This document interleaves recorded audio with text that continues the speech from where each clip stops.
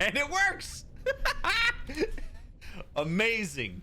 You go to the Thong Man, and the Thong Man makes all things possible. All right. What's up, YouTube? You have no idea why I just said that. You have no idea why I just said that. And that's okay. Welcome to part 26 of Dragon Age Origins with a Therapist.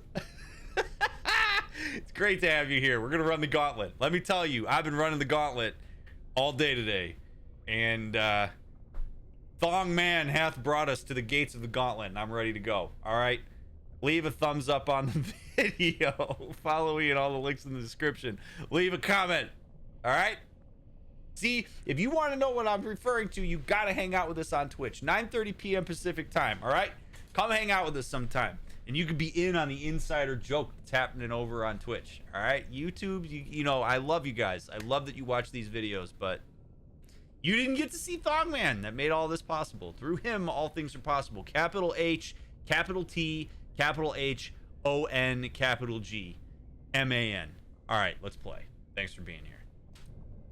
All right, O ye Guardian. I believe that I am ready to run the gauntlet after I get Liliana leveled up here. Here we go.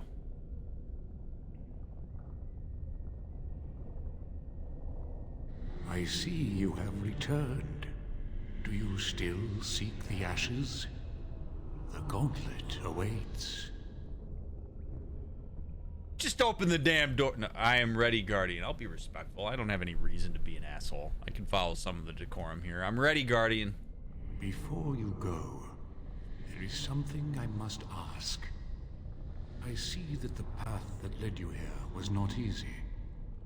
There is suffering in your past. Your suffering, and the suffering of others. By the time you reached Shiani, she was broken, brutalized. You were too late. Tell me, Pilgrim, did you fail Shiani?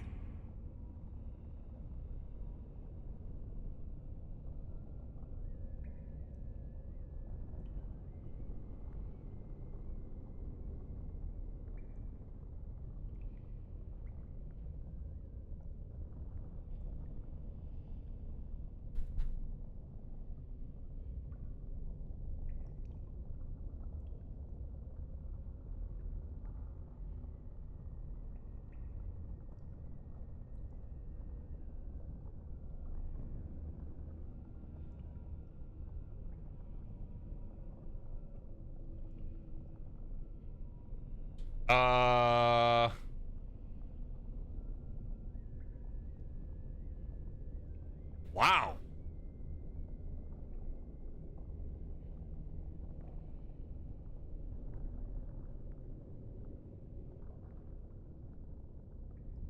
I just have to, I sort of have to like take us. It's weird that that gave me pause in real life. This would be like so jarring that this dude just, okay. The idea that somebody would know about your past.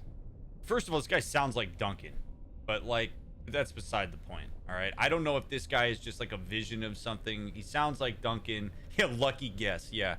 The fact that this guy knows this, I am now at a massive interactional disadvantage. Huge disadvantage. This guy has so much information.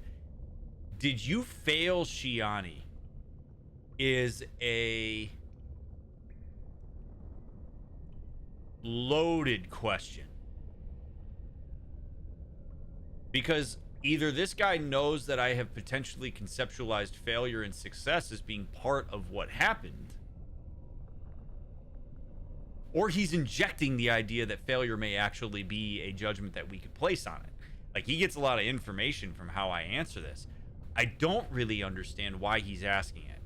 If this was me in real life, I would be like, yo, where is this coming from? What is it that is compelling you to ask me this question while I'm at the gates of this gauntlet here?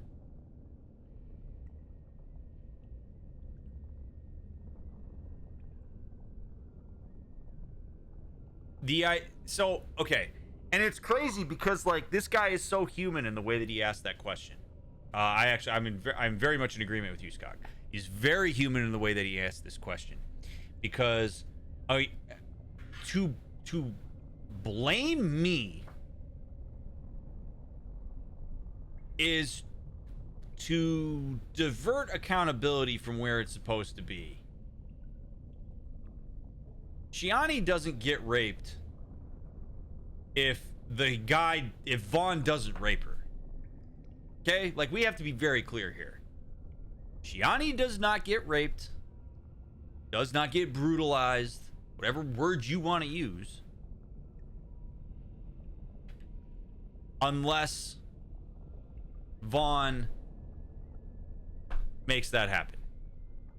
It is quite literally nobody else's fault besides Vaughn that she was raped. And part of the reason that this is actually a very important conversation to have is that this is sometimes how people make sense of stuff like this. How could this have been prevented? What could people have done differently? The reality is, you know, the person who robs a gas station and shoots the clerk is the one who's responsible for the fact that how that happened. Nobody else in that circumstance is responsible for that decision. Are there certain things that we could do to curb people's access to stuff like that? Maybe make them a little more averse to feeling as powerful enough as Vaughn did to rape Shiani? Yeah. But at the end of the day, in these nodal instances that happen, I'm not responsible for that. That was all on Vaughn. And if I say that Vaughn is the villain here and not me, and this guy turns that around and tries to inject doubt in that, this guy sucks. Because it's on nobody else but Vaughn. To say it was her fault for not hitting him with the bottle is insane. I should not have let her be taken in the first place, is putting too much responsibility on me, and is allowing the fact that Vaughn is a shithead. I could have run faster, perhaps, maybe, but it's also dangerous. By the way, if you're not sure what we're talking about here, I encourage you to go back to episode 1 and watch, because there was a whole conversation there about that. And I was handcuffed by that moment by virtue of the fact that, like, I have no power there. So there's a lot of context that's not being taken into account here in this guy's asking of this question. So I'm going to be very confident in the way that I answer this. Be like, Vaughn's the villain. Vaughn pulled that shit, and Vaughn alone, and I stand by that. Then you do not dwell on past mistakes, neither yours nor someone else's. It's easy for others to judge what you've done in hindsight, but it doesn't make it any better. What's past is past. Why bring it up and open old wounds? It seems that reflection on past mistakes is a constant preoccupation of the religious mind. You are too hard on yourself. No one's perfect. You could not have known what would happen. You did what you thought was best. And what of those that follow you? Alistair, Knight, and Warden. You wonder if things would have been different if you were with Duncan on the battlefield. You could have shielded him from the killing blow. You wonder, don't you, if you should have died and not him? Yes. If Duncan had been saved and not me, everything would be better. If I just had the chance, maybe I... And you? Why do you say the Maker speaks to you, when all know that the Maker has left? He spoke only to Andraste. Do you believe yourself her equal? I never said that. In Orlais you were someone. In Lothering, you feared you would lose yourself, become a drab sister, and disappear. When your brothers and sisters of the cloister criticized you for what you professed, you were hurt, but you also reveled in it. It made you special. You enjoyed the attention, even if it was negative. You're saying that I made it up for the attention? I did not. I know what I believe. Shale, the stone giant. There is so little I can draw from you. I feel the distant echo of a soul, dormant for so long, Now awake. Good for you. And with the awakening, the slow realization of all you have lost. Ah, Shale, your entire existence is a test of your will and courage. You have my respect. The way is open. Good luck, and may you find what you seek.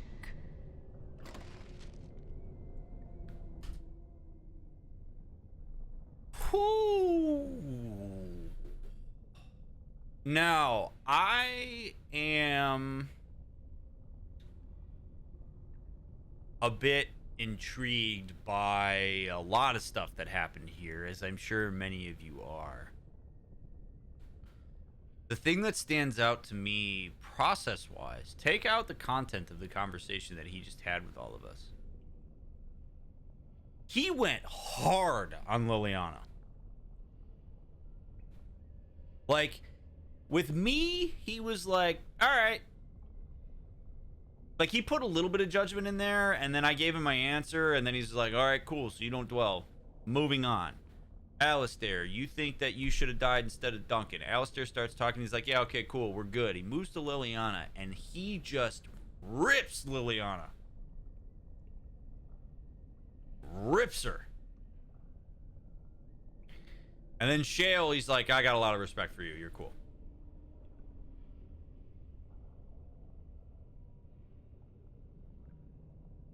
What I wonder, because we don't actually know what the Guardian is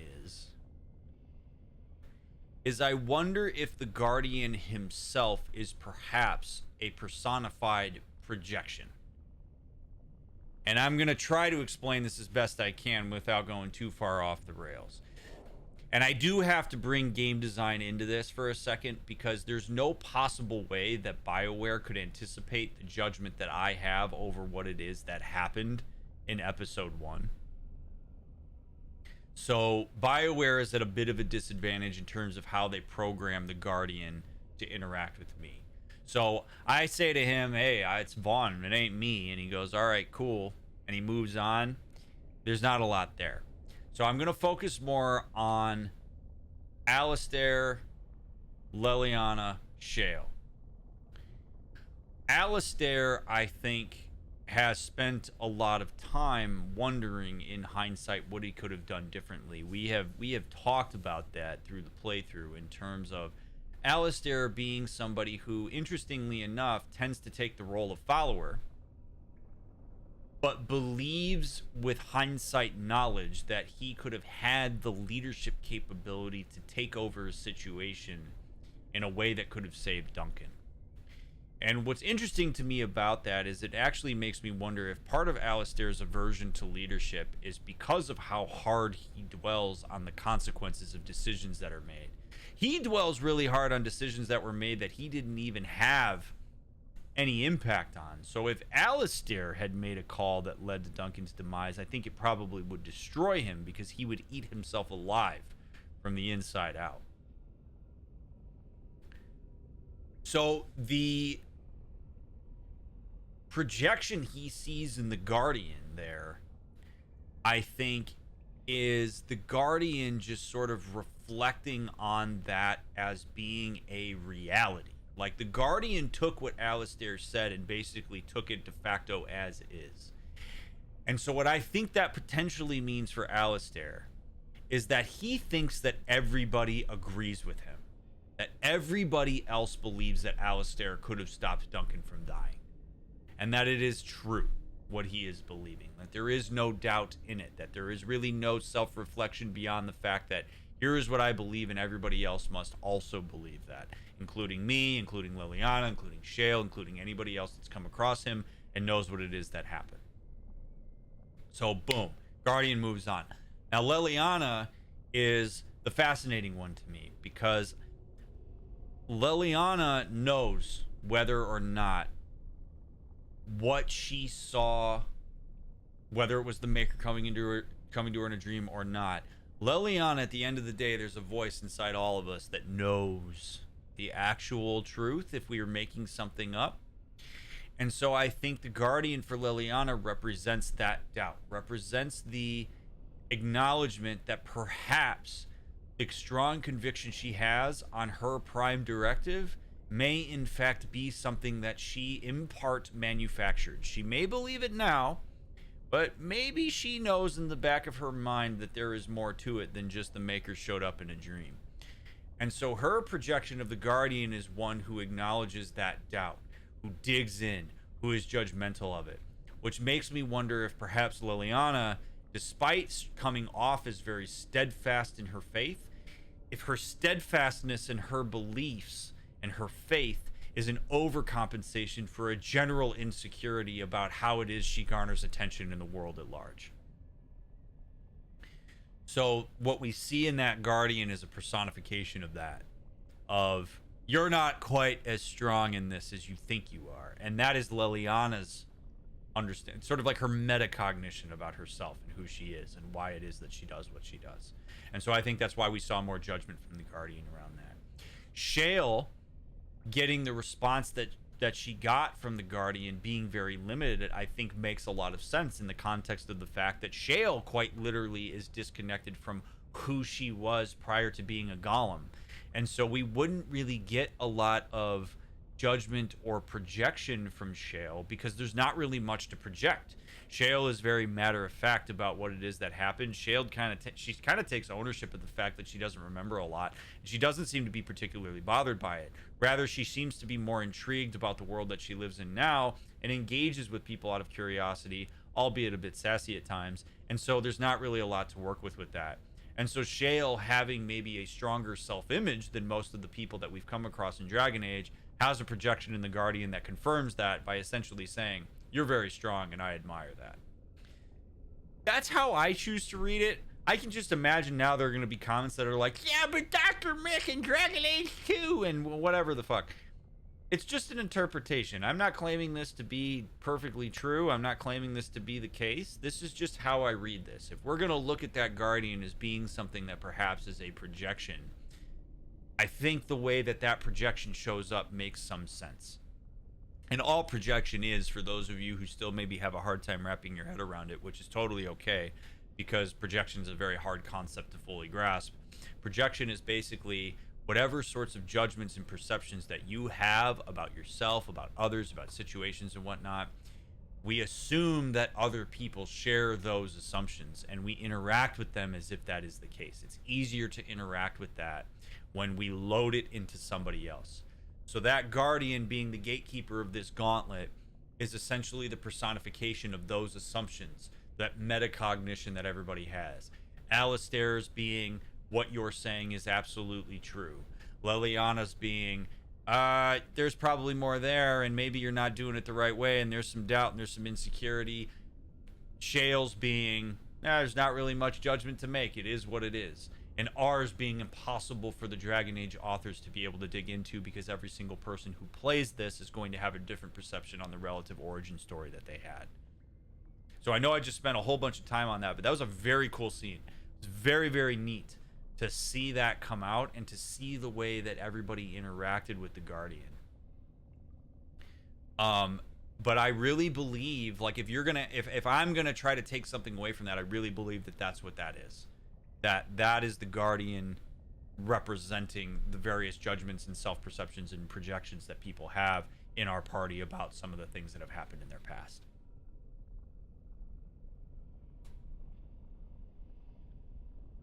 Would you say the Guardian is somewhat similar to intrusive thoughts? No, I don't know that I would call it that. I mean, unless, maybe.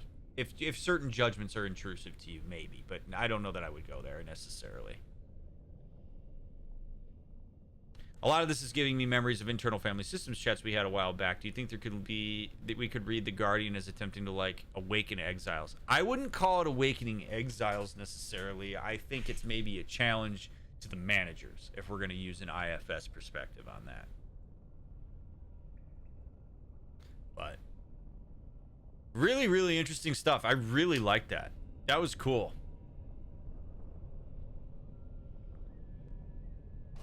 All right. So, you know, chew on that. Take it for what you will. The last thing that I will say about this, just to kind of tie this together for what this means in real life for every single person watching this video, whether on YouTube, whether on Twitch, or otherwise, and myself included, is all of us make meaning out of the things that we have done.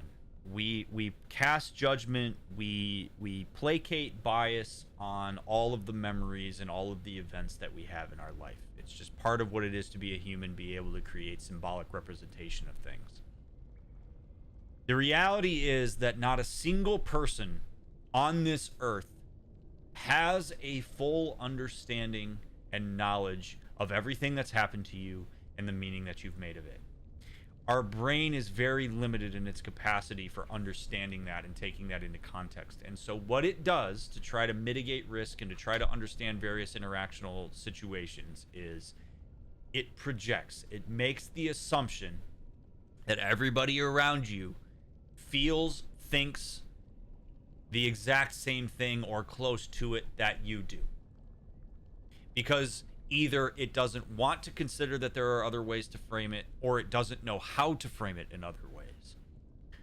We all have to be very mindful of our projections, not because we necessarily have to change them, but because when you live in a world of your own projections, you strip autonomy away from the people around you to make meaning of you and to get to know you in a way that is authentic. Other people will draw different conclusions about the things that have happened to you or the things that you disclose or the shared experiences that you have. And those people are allowed to have that.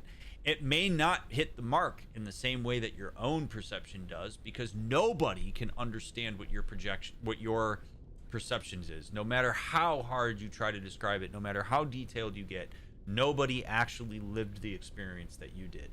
That can be very distressing to people.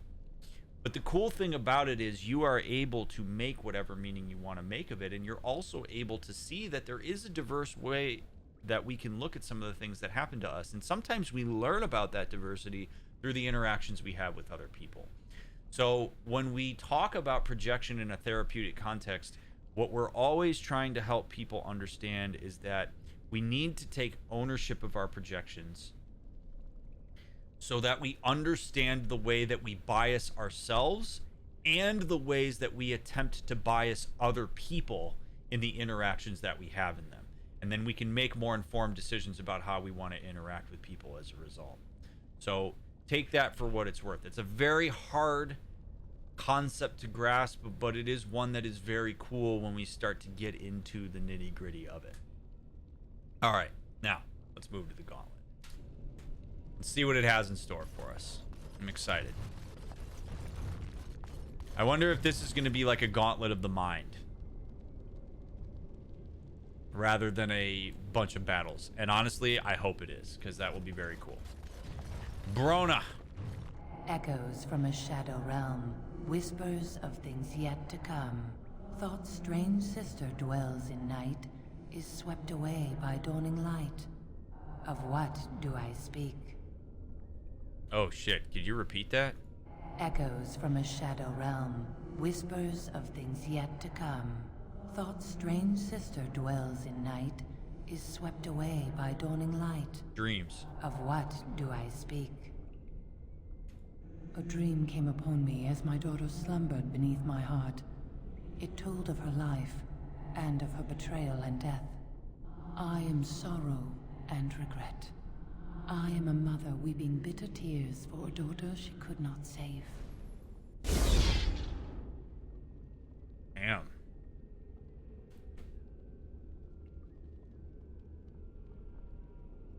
Okay. Oh man, if all these are gonna be riddles, this will be fun. I love that I said dreams, then it popped up. The smallest lark could carry it, while a strong man might not. Of what do I speak?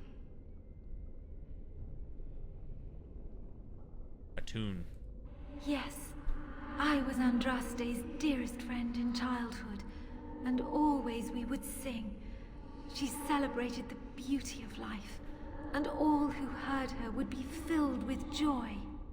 They say the Maker himself was moved by Andraste's song, and then she sang no more of simple things. Oh, I like this. This is cool. This is cool. Thane Sharton. Ooh, unfortunate name. I'd neither a guest nor a trespasser be. In this place I belong, that belongs also to me. Of what do I speak? Repeat that, please. I'd neither a guest nor a trespasser be. In this place I belong, that belongs also to me. Of what do I speak? Place that I belong, that belongs also to me. Home. It was my dream for the people to have a home of their own, where we would have no masters but ourselves. The enemy of my enemy is my friend, and thus we followed Andraste against the Imperium. But she was betrayed, and so were we. All I hear is Hanar when that guy talks. This one has contraband it would like you to smuggle on Novaria. An eye for an eye, a tooth for a tooth. The debt of blood must be paid in full.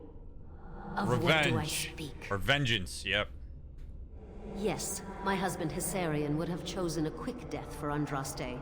I made him swear that she would die publicly with her war leaders, that all would know the Imperium's strength. I am justice. I am vengeance. Blood can only be repaid in blood. Well, that's one way to look at it, I guess.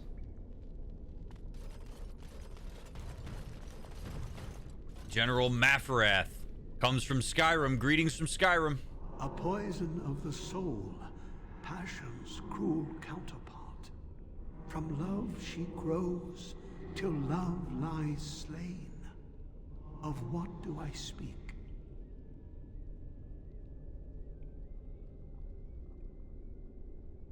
A poison of the soul, passion's cruel counterpart. From love she grows, till love lies slain. Of what do I speak? None of these really make sense except for jealousy. It's an interesting one. Yes, jealousy drove me to betrayal. I was the greatest general of the Alamari, but beside her I was nothing. Hundreds fell before her on bended knee. They loved her, as did the Maker. I loved her too. But what man can compare with a god? Interesting. By the way, I'm not paying much attention to chat while I read these and while they talk, so, you know, it's one of those things that, like, y'all are welcome to guess, because I'm not really looking while I figure this out. The bones of the world stretch towards the sky's embrace. Veiled Stalactites! Oh. like a bride greeting her groom. Mountains. Of what do I speak? Yes. I carried Andraste's ashes out of Tevinter into the mountains to the east, where she could gaze ever into her Maker's sky. No more fitting a tomb than this could we find. Alright. Archon Hissarion. She wields the broken sword and separates true kings from tyrants. Of what do I speak? Ooh. She wields the broken sword and separates true kings from tyrants. Of what do I speak?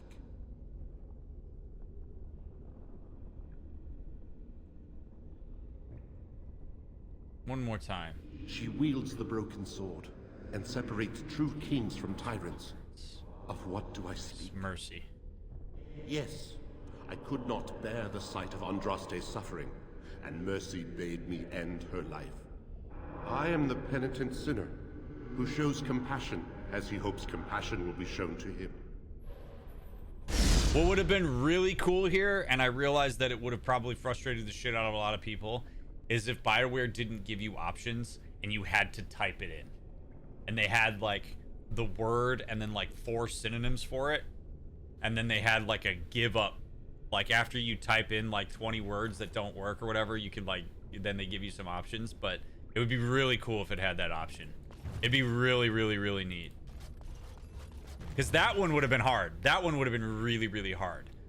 Some of the other ones like were fine, but like that one I would have struggled with that for a while.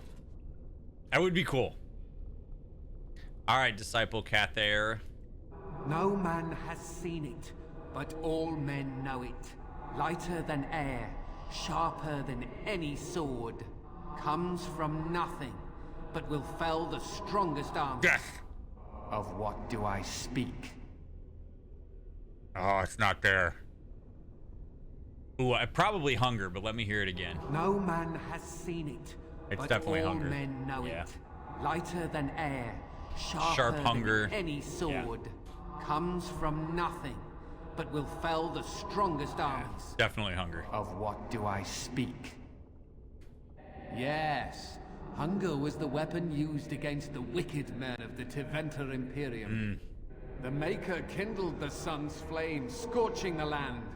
Their crops failed, and their armies could not march. Brutal. Then he opened the heavens and bade the waters flow, and washed away their filth. I am Cathair, disciple of Andraste and commander of her armies. I saw these things done and knew the Makers smiled on us. It was badass, man. Come on now. We're really outdid themselves with this. Hey.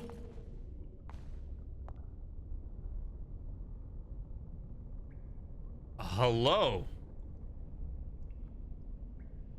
Who else? It's good to see you, I suppose. Life out there's been good to you, hasn't it? You're respected even among humans. Do you remember us? Where you came from? And what some of us still face every day? Ooh, okay. Okay. We're gonna keep going with my projection hypothesis on this. I think it stands to reason that it would fit within an RPG world like this. So we're going with the fact that every spirit we come across here is projection. And this is a really good one.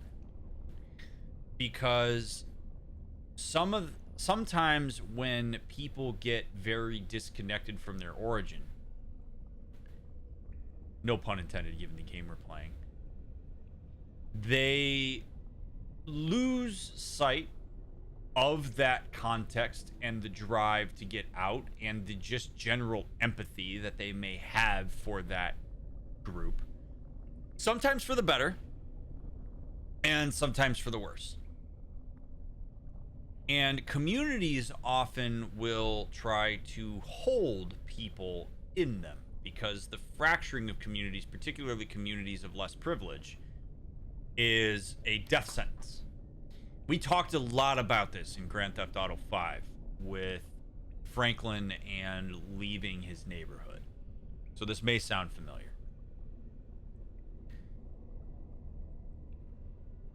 Sometimes what happens when people are able to escape their origin is they will think about the fact that why me?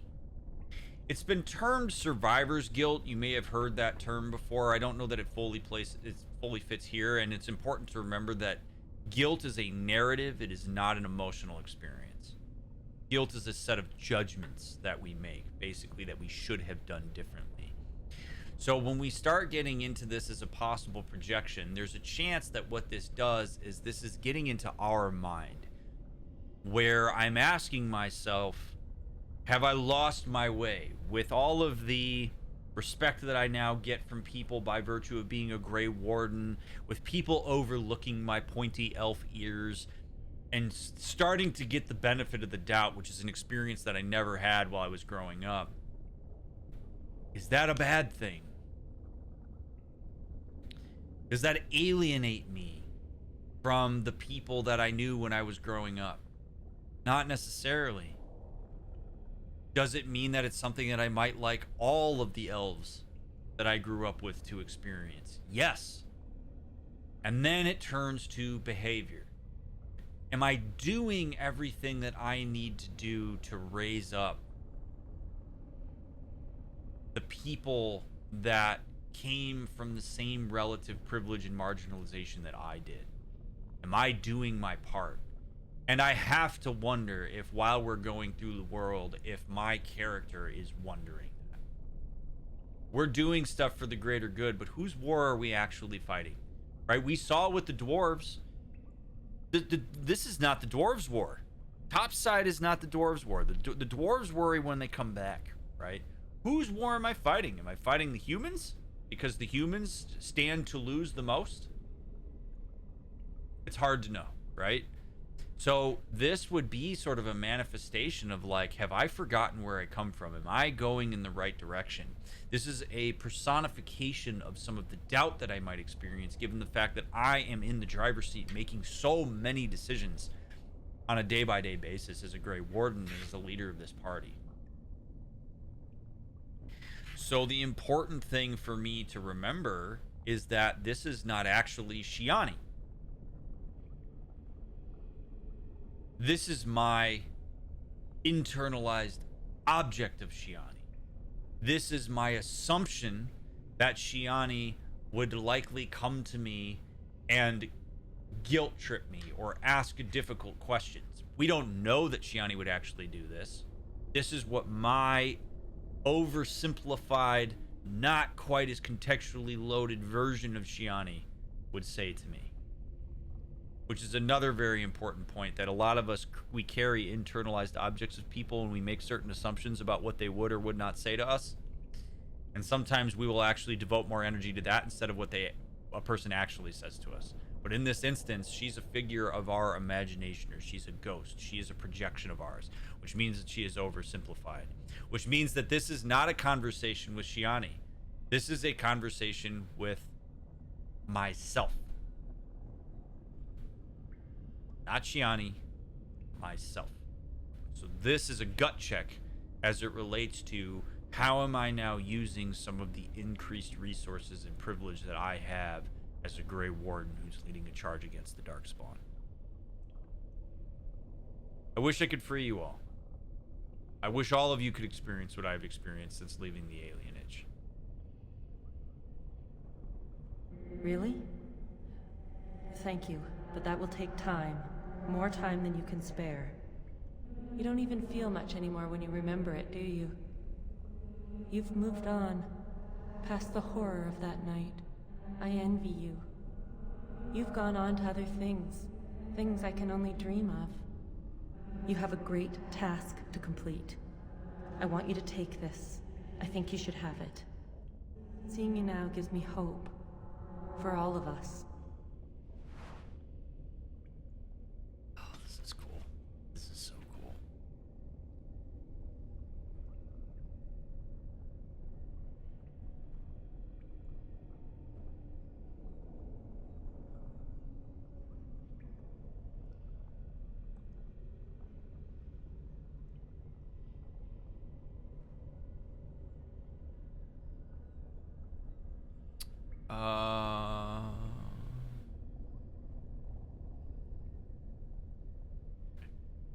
Yeah, man. This is really cool. Yeah, right? I don't know how actual Shiani's doing, but that was, this is all about us, man. This is all about us. Dealing with our internalized shit. Yeah. Oh, what's up, Alistair? Wow, we gotta fight ourselves. A little Ocarina of Time action going on here. I just beheaded Alistair.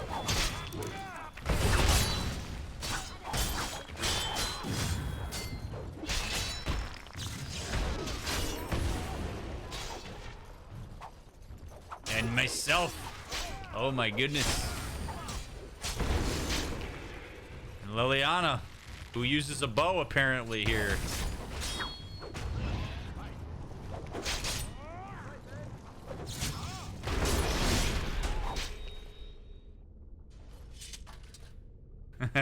That would be a really messed up experience, man. Having to like kill a shade version of yourself. Yeah, she uses a bow, and her projection uses a bow. Andraste loved her disciples as she loved the Maker. Here to cross. No need for a bridge then. As we have Hey, faith. see those thingies over on the side of that huge chasm? I bet they're used for something. Maybe I should touch them or Stand on them?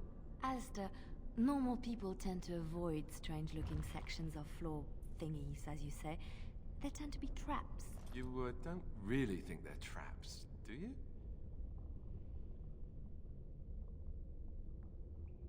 Alright, so the Andraste thing was basically like you gotta trust your friends here. Interesting. Okay, now I would like you all to stay put, please. Alright, we're gonna survey the area here. So we need to get over here. 1, 2, 3, 4, 5, 6. 1, 2, 3, 4, 5, 6. Now I will ask chat, please do not put suggestions in chat. If you've got your own ideas about what could happen, I ask that you keep them to yourselves. I'm gonna not look too much at chat, but do not offer suggestions, do not offer ideas. Even jokingly, don't test me. Mods, if you see people offering suggestions, please feel free to remove their comment from chat. Because I want to figure this out on my own. This is part of what I enjoy about video games. So let's see what we can do. I'm going to try to talk through my thought process on this. So I'm looking to see if there's any anomalies in these pots. We got 6 and 6. Or no, we got 7 on this side. 1, 2, 3, 4, 5, 6, 7. We have 7 on this side too. Giant pit.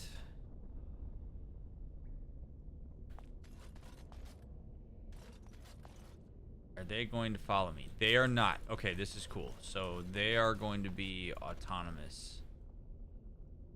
I do not know what happens if we step on these. Alistair made the suggestion that we step on them. Liliana's there. Now, in reality, that's not too hard of a jump. All right, there we go. So what did I... Okay, so we just... Okay, so I'm going to have to listen to them. All right, so there's a section here. Section here. Section here. 2, 1. Okay, so I got to find the right combo. 1.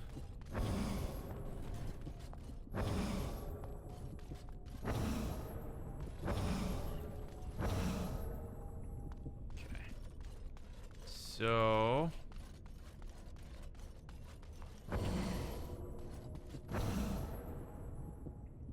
Alright, so let's go. We got 2 there.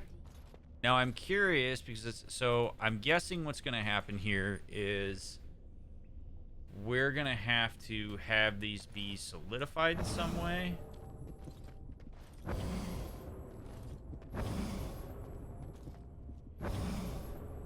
Okay. Okay, and that one I think... Shale... Yeah. Okay. So we'll have Shale step on this, and then... Let's go. Actually, no. We're gonna have Shale come over here.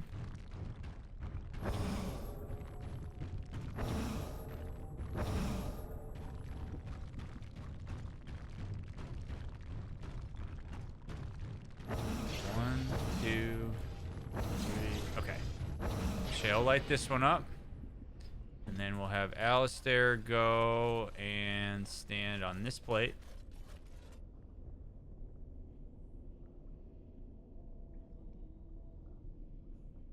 And if I step off... Okay, that goes away.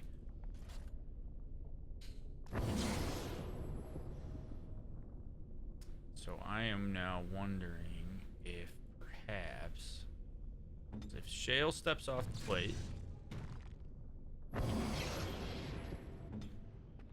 Nothing happened when Okay, so nothing happens when Alistair steps on that now.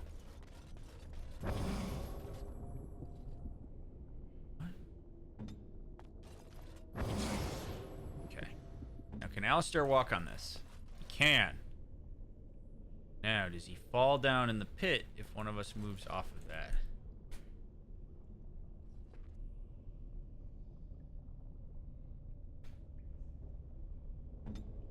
Okay. This.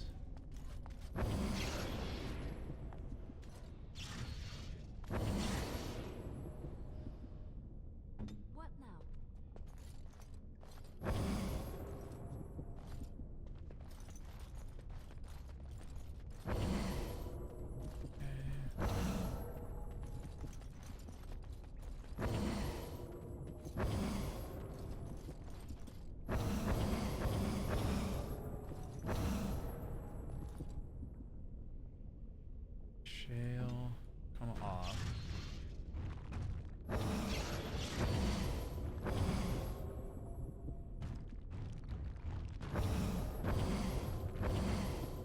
Okay, there's something about the... There's something about this last one. It solidifies something. Because when I stand on that one... Right, like, see how it, like, locked that in?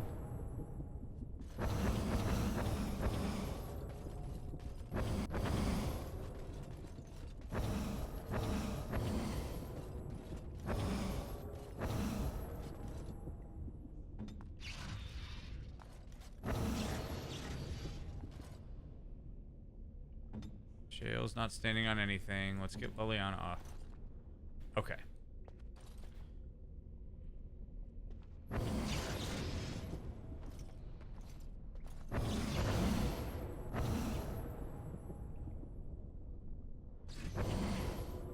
I'm just trying to get a feel for like what the combinations are on this. Okay, so this locks that one in.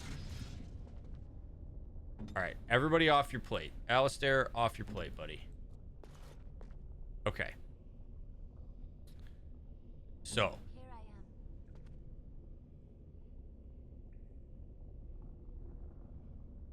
Okay, so Liliana stands on this. Now, if I stand on this plate, what happens? That one shows up. Okay.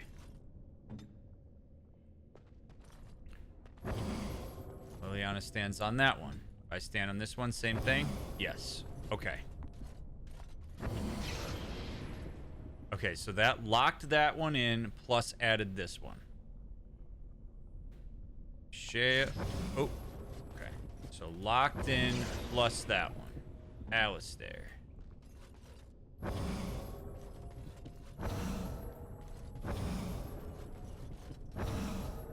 That one doesn't do anything. It locks that one in, but nothing else. Nothing. Nothing. Okay.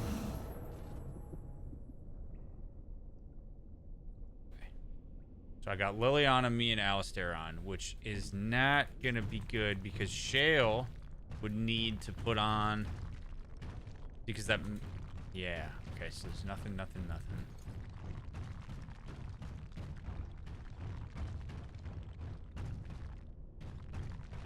Interesting. Okay. Good. All right, so Shale doesn't do anything. So we take Alistair off.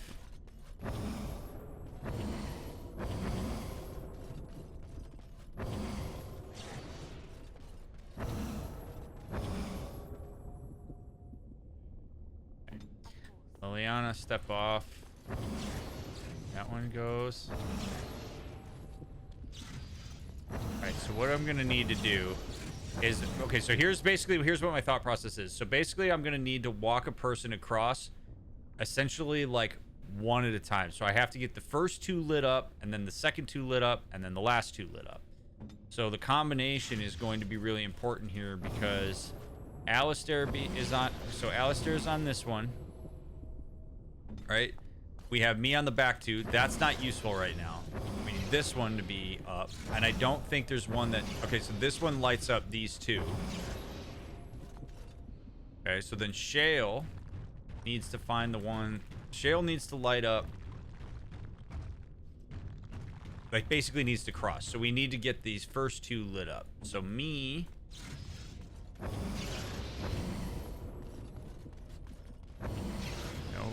No. Okay.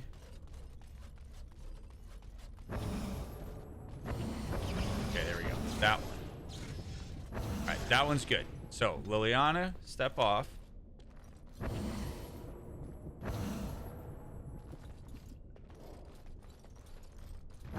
Okay. Yep. Okay, so that pad's gonna do that one. This one brings that. Alistair's on. I'm on. Shale needs to get on.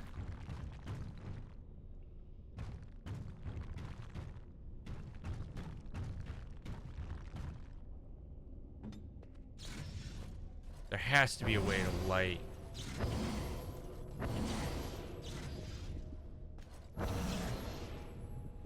Both of those up.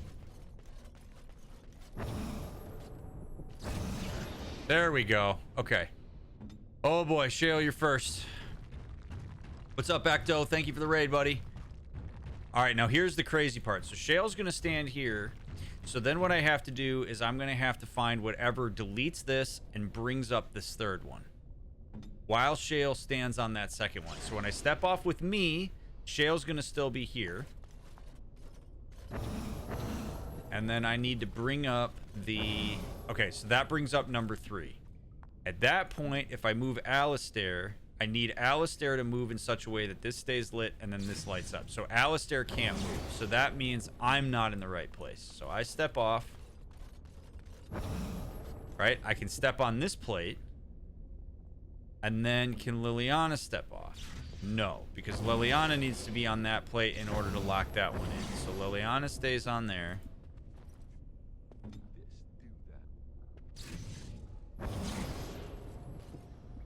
I can't.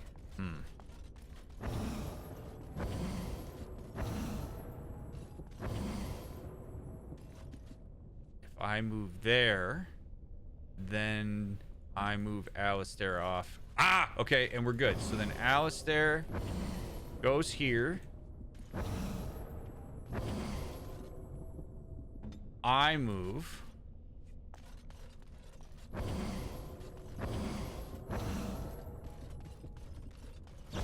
Right? Okay, I lock that in. Shale moves up to that one. At that point, Liliana can step off. We light that one up. I can't step off. Alistair steps off. Alistair can't step off. Okay, so Alistair has to stay on. So then Liliana doesn't go to that one. Liliana goes to this one, perhaps. Alistair steps off. Nope. I step off. Nope. Okay. Maybe Liliana needs to come over here. Liliana locks that one in. Now can Alistair move? No. Can I move? No. Which means Liliana should not be on that step. Liliana perhaps needs to be on this one because of Alistair. Yep. Okay, there we go. Alistair steps off. Alistair then comes over to this pad, locks that in. Shale walks across. Okay. So I'm gonna number these. So 1, 2, 3, 4, 5, 6, 7, 8, 9, 10, 11, 12. Everybody off your plates.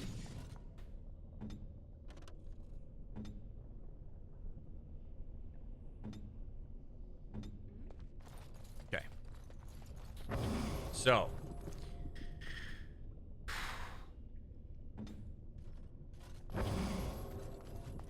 Liliana is on... Okay, Liliana is on 11. We place me on 4. Alistair on 1. Okay, so where's my paper? Paper.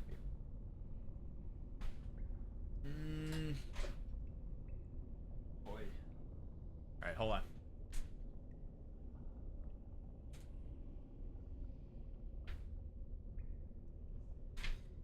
Okay, so step 1.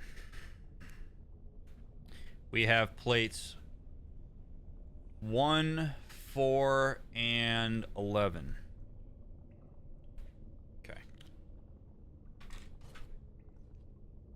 Right, so Shale walks up there. So then what we need to do is have me step off of this, right? So we move me over to...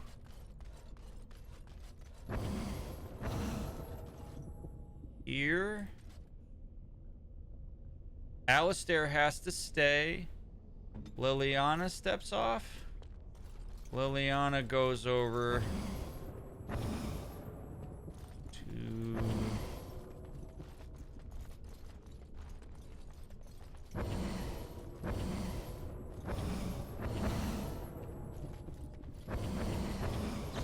There we go. Liliana goes over to 6. Okay, so then we have... Okay, so Alistair stays. And then we have... I need to go to... 5, 6, 7, 8, 9. And Liliana goes to...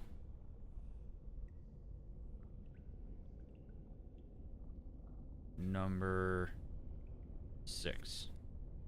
Okay. And we need to do that in a particular order, which I believe that is the correct order of operations for me to do that. Okay. After that, Alistair, because Gollum will be on 3. After that, Alistair steps off. Okay, so we're taking the 1. Alistair goes over to... number 2, perhaps? I actually don't know if he's going to go over to number 2. I think then we're going to bring Alistair over to plate number 8.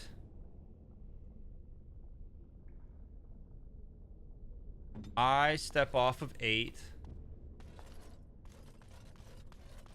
Yeah, okay. Alistair to 8. Liliana stays in place.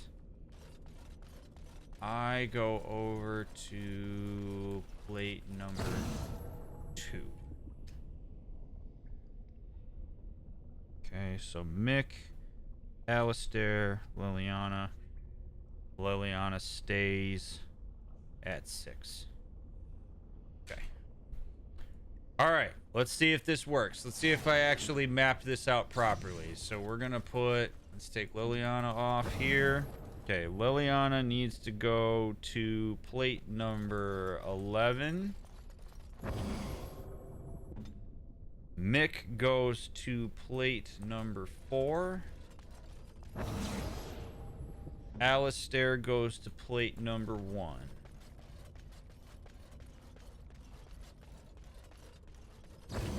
Okay. Gollum walks to plate number 2. Alistair stays on plate number 1. Dr. Mick steps off of 4 and goes to 9.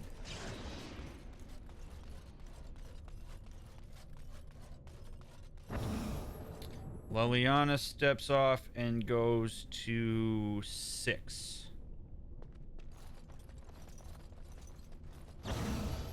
Gollum moves forward. Alistair steps off and goes to 8. Or Shale. Whoops, I keep calling her Gollum. My bad. Alright, Alistair goes to 8. Mick goes to 2.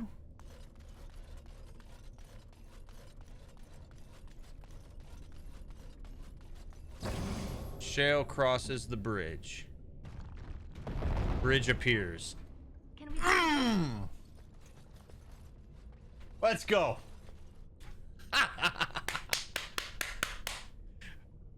That was awesome. Holy cow. Love that. Love that. Boom. All right. I feel accomplished. Woo. Okay. Now. Fire.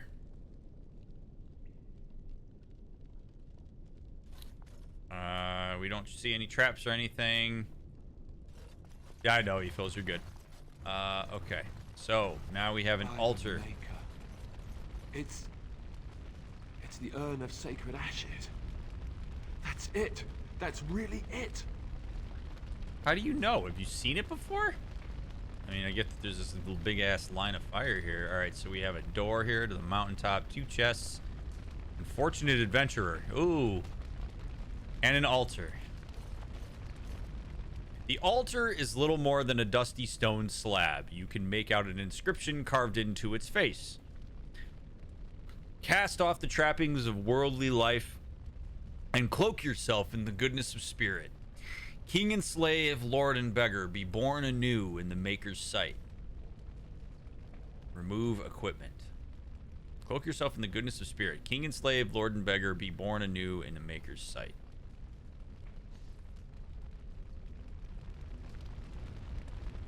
All right, friends. Bet you're wondering how I got myself in this position.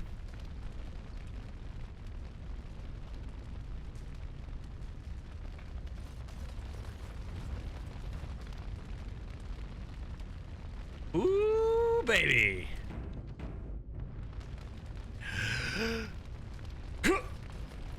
You have been through the trials of the Gauntlet.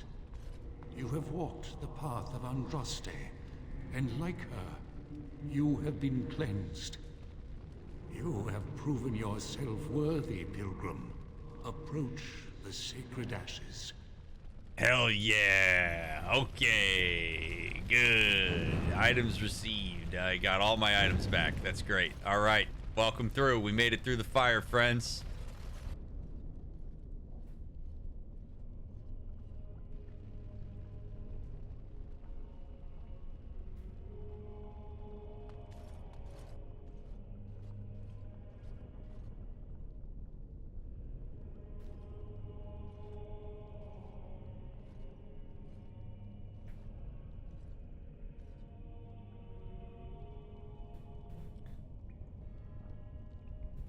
I never dreamed I would ever lay my eyes on the urn of sacred ashes. I have no words to express. I didn't think anyone could succeed in finding Andraste's final resting place. But here she is. What an odd thing to do with the honored dead. To store it in a pot. Bizarre.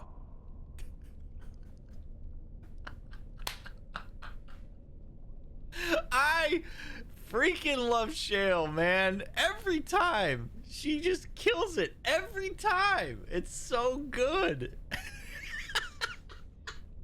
This is this like profound, unbelievably meaningful moment for everybody. And Shale's just like, you just put your dead in a pot?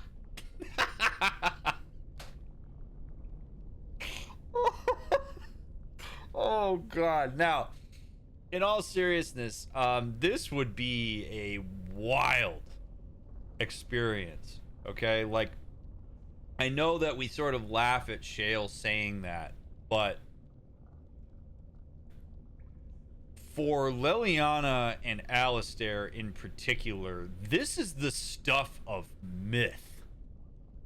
This is stuff that, like, because I really do think to an extent, unless you have people that are like absolutely fanatical, I think the majority of folks who subscribe to some form of religious or spiritual doctrine are willing to acknowledge that a lot of it really is built on faith. That so little of it is observable. A lot of it is conjecture, it's symbolic. It is something that you hope is true, but you don't know for sure that it is. So you hear all these things and you have all these religious symbols and you integrate them into your mind as if they are real, because to an extent, symbolically in your mind, they are.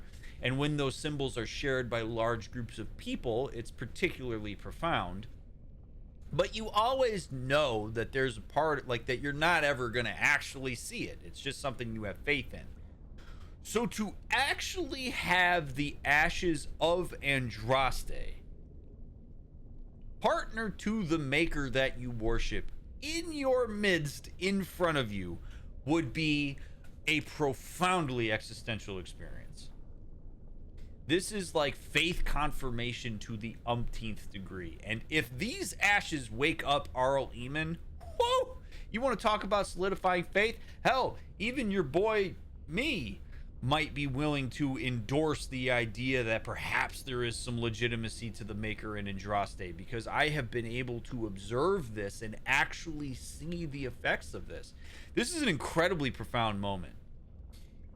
The interesting part about this is because Shale does not share in that doctrine. The Chantry and the Maker are not really a thing too much in Dwarven culture. Shale is just kind of like, whatever, it's sort of weird. She looks at the surface level, non-symbolic, non-meaning filled thing where you look at it and go, yeah, it's kind of weird. You put somebody's ashes in a pot. People worship it. Right? So it's just, it speaks to a difference of learned experience and representation and integration leading up to this moment. And it's a really fascinating and awesome thing to have happen here. I mean, this is nuts. This would be like, I don't even know that I could. This would be like if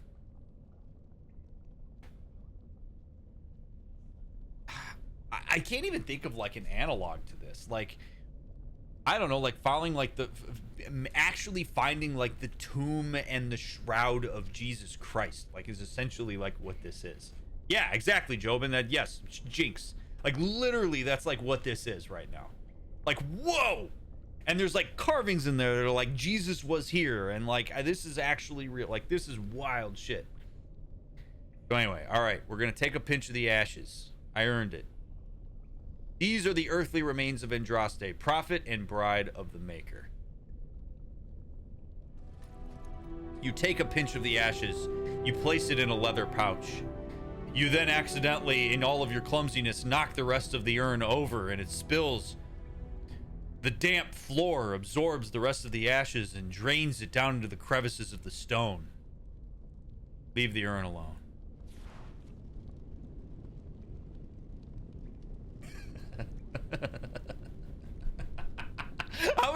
How many people watching this right now are like, oh dude, that'd totally be me? Like, I just had in my mind like a vision of like my mother being in the midst of like the ashes of Andraste and her being like, you know what, no, I'm good, I don't want to spill it, I'm a little too clumsy. You get that pinch for me, okay?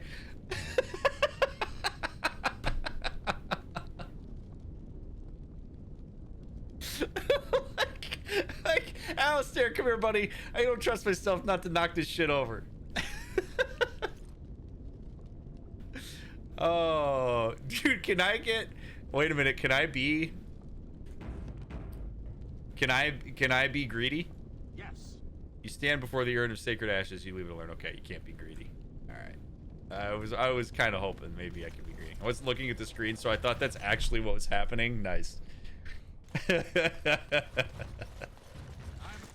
Unfortunate adventurer. Golden demon pendant.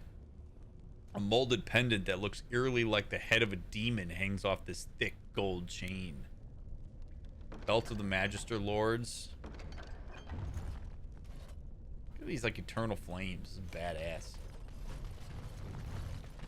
How would you like to get over to this part to go to open these chests and you can't open it because you just don't have the lockpicking skill? A gift to whom? No idea. As I've said many times in this, I think the gifting in this game is dumb.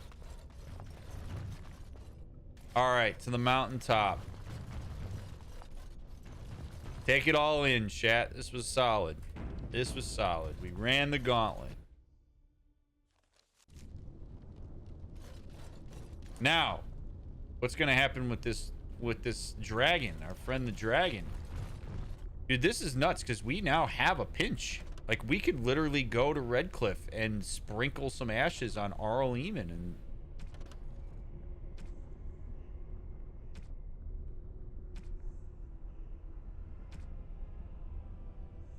We're gonna go to Denerim first, but...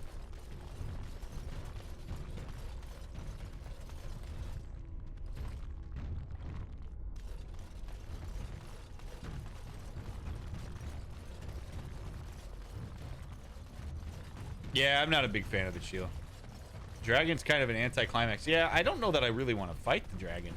It is interesting to me that, like, the dragon is real.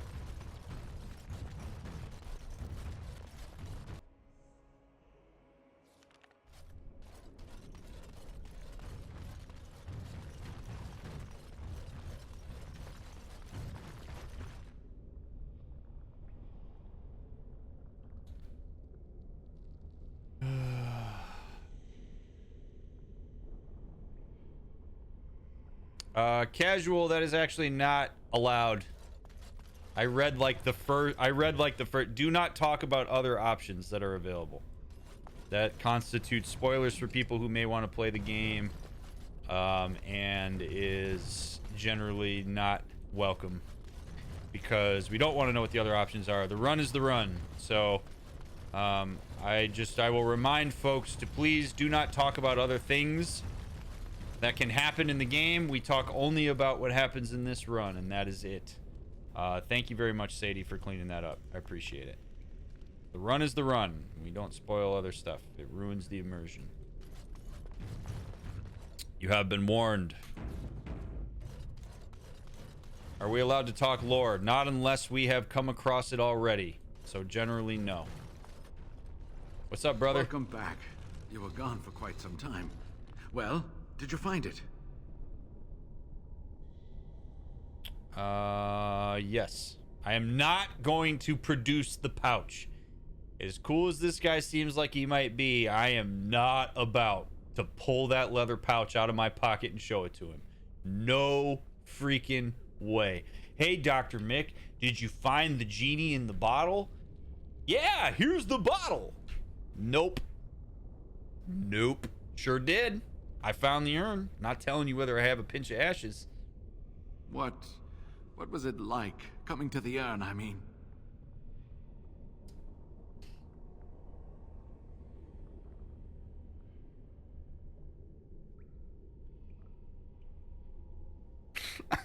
Alistair and Liliana sure did.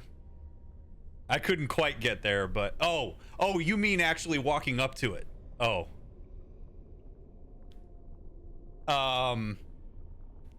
Grueling. There were tests. Nothing has touched me quite so deeply. It was just a stone flask with a burnt woman inside. Jesus Christ. Okay.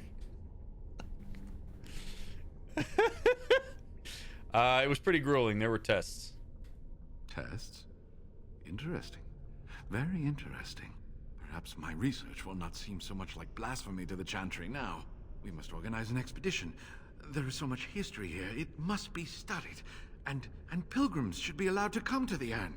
Chill, buddy, dude. That's not wise. No. No. That is not wise. It is not wise. I appreciate the desire for education and stuff, but no. A lot of people are going to get screwed over by the gauntlet. This is not something to be messing around with here. I saw dead people in those tunnels who didn't know how to do this. No. But the urn belongs to all the faithful. How can you deny this to them? No, we must share it. I agree. We cannot withhold this from others. It is not our place. So everyone comes by and takes some ashes from the urn. Ooh, I hope that urn is self-replenishing. I will spread this good news or die trying. God damn it, BioWare. Oh, dude, no. No.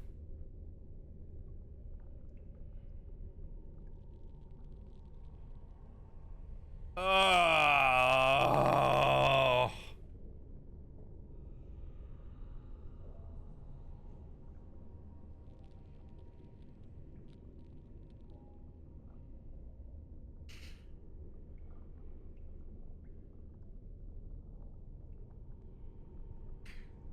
I appreciate Brother Genetivi's desire to educate the masses about this. I get it. It's cool, right? Like, it's kind of nice. Like, hey, yeah, the ashes are real. It's actually a thing.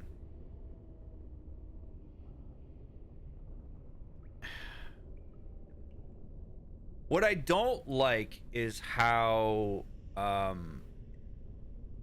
I don't like how black and white this is. Because I think there is utility to educating the masses about the... educating the masses about the ashes, I think, would be a legitimate endeavor if we did it correctly. So if Genetivi was like, hey, the ashes exist, but you should know that they are not readily accessible. They are something that you have to go through a grueling test. Many people die. It's not something that's immediately going to be something that you can just go grab a pinch and wake your grandmother up from cardiac arrest. Like, that's not how this works. Or perhaps, I mean, I don't know that I necessarily like the idea of saying the ashes do nothing, right? We don't even know that these ashes are going to do anything. We're going to go sprinkle them on Arl Lehman, and he may just lay there and be sick and poisoned with ashes on his face for all we know. Like, we don't know if this is actually going to happen. But this could be really dangerous. I think it's more dangerous if I go to Arl Lehman, sprinkle the ashes, and he immediately wakes up. That's when it's really dangerous. Right now, as far as we know, the ashes exist, but we don't know if they actually have powers. The thing that's really scary is there are a lot of people who are incredibly fanatical about this stuff. Like, we are going to potentially mobilize some pretty extreme folks. Not even people that necessarily want to use the ashes for bad, but just people who are going to go absolutely nutty coming over to Haven and trying to make this pilgrimage to see these ashes, and may try to brute force this thing. I don't know.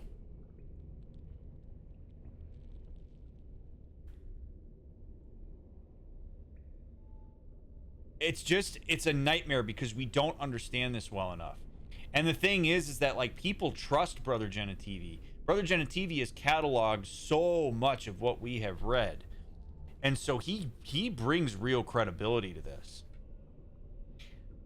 This sounds really bad, but, you know, there's a part of this that, like, if Brother Genitivi decides that he's going to die here because I'm going to kill him, perhaps people find his body and go, oh, Jesus, Brother Genitivi went to go find the urn and he died. So maybe it's not worth it. I don't know. It's just really like there's really no way to win this, because if we go off of current known variables, there aren't a lot of them. The thing that we know is that you saw a guardian, we ran a gauntlet, we got a pinch of ashes, we put them in a leather pouch, so we know that the urn is there. That's what we know. I don't know how people are going to handle this news. But I didn't get a sense from everything surrounding that temple that they were like, hey, yeah, dude, you should tell everybody about this. I think some things are left better being like a myth. Some things are better left placed to faith. God, I just don't know how you do this. Like, I would just want to be like, how are you going to write about it? What are you going to say?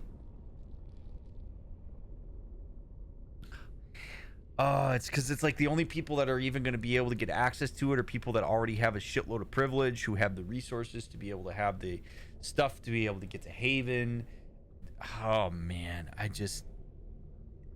honestly, I know I said it jokingly, but I actually would be more interested in dumping the ashes out. Like, I kind of wish that what we could say to Brother Genitivi is, this was the last pinch, bro. Like, the rest is just a gauntlet. Just dump it in the snow somewhere and be done with it, right? Say, like, yeah, the urn of sacred ashes were there, or just to say to him, like, nope, didn't find it, didn't see it, there was nothing there. I didn't have that option. Would have been kind of nice if I could have just lied about it. I think that would have saved us a whole lot of flack here.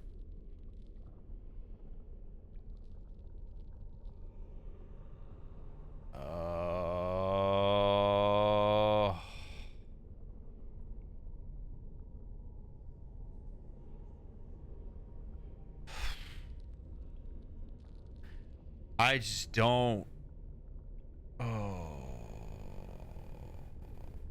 Yeah, that's fine though, Shadow. And so, like, that's the thing, right? Like, if people want to see the urn, that's cool. You want to see the urn, I got no problem with that. It's taking the ashes. If the ashes actually work, if the ashes actually do what they are advertised to do, this is bad.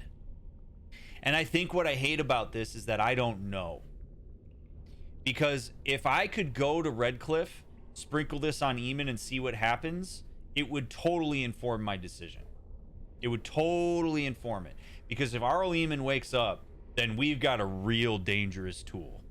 If nothing happens and it's all bullshit, fine. Knock yourselves out. Go find the ashes, right? Like, go see him as a religious symbol. The problem is we are having to decide here if we want to take something that is a religious myth and symbol and actually operationalize it to the masses.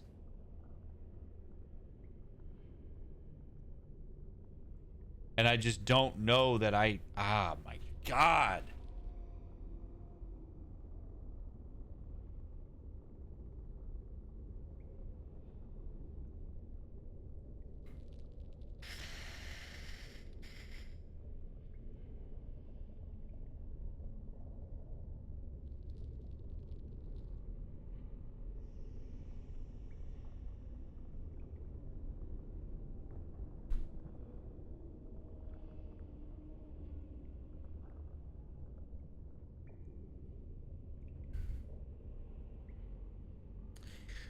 Brother Genetivi, if you do this, you had damn well better write about this.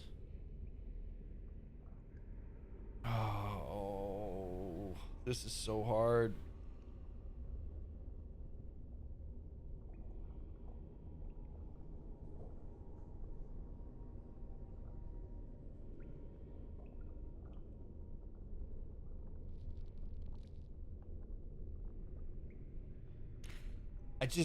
God, I don't know how much of an arm of the Chantry he is.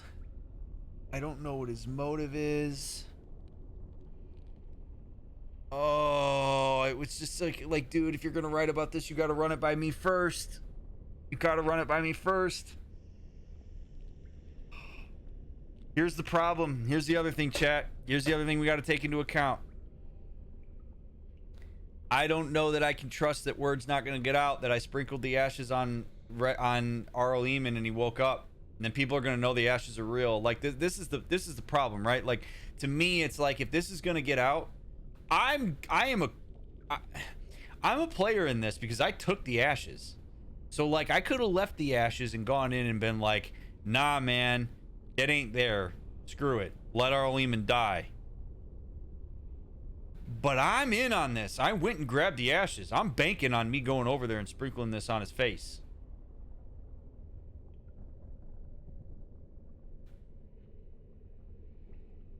This is going to come out regardless.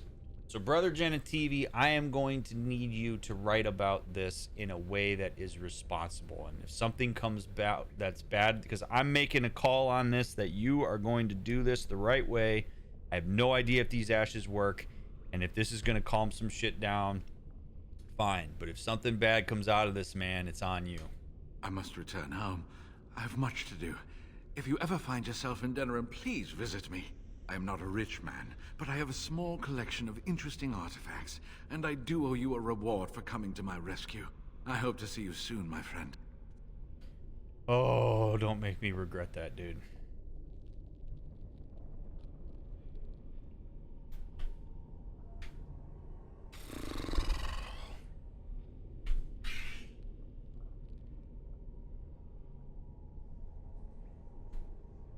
There's too many unknowns. There's too many unknowns there.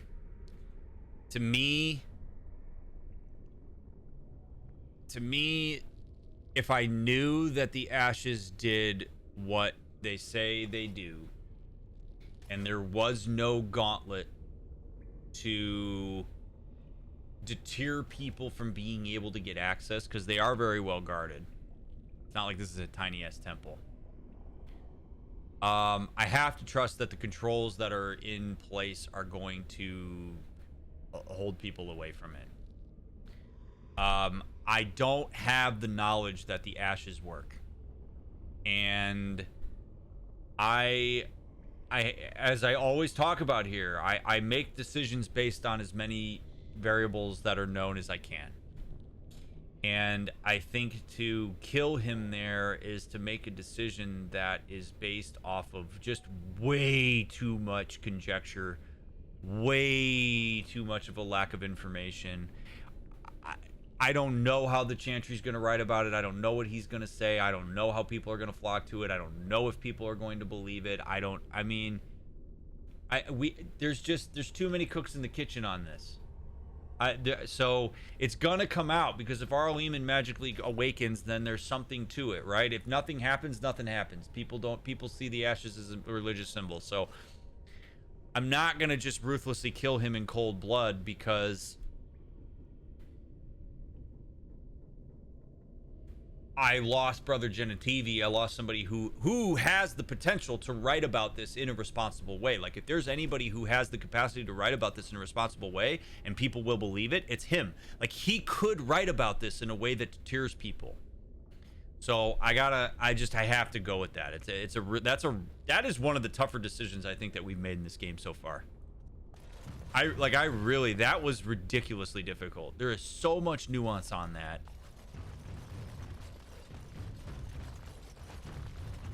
We'll see what happens. We will see what happens. We're going back to Denerim.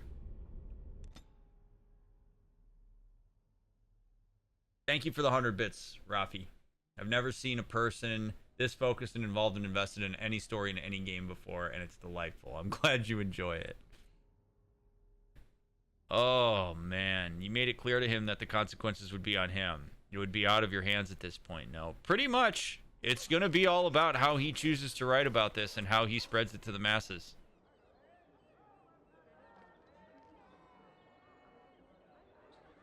Are we going to speak with him? Yeah, you bet your ass we are. That's why I'm going to Denerim.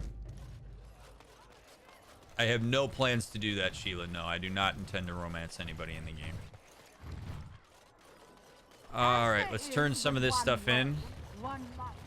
Blessed are the peacekeepers, champions of the just.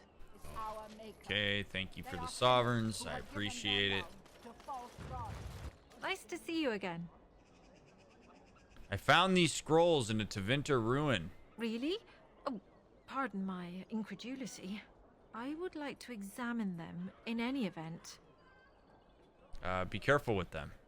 They seem ancient. Let me see. The scrolls are old, no question, and the script. It's written in cipher. Early believers used them to keep their writings safe from the Tevinter Magus. These could be authentic. Please, let me examine it. Go for it. I need parchment, quill, and ink. What was the trick to the cipher again?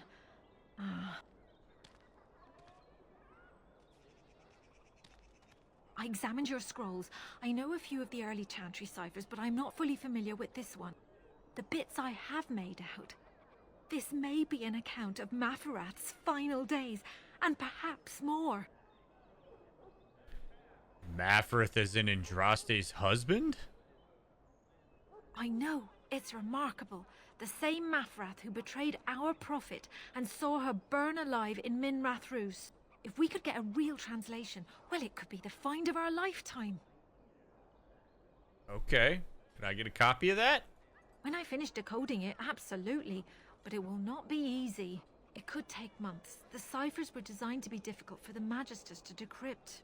Who knows what secrets we can uncover, what truths we can find. Here is all of the allowance I have for acquisitions.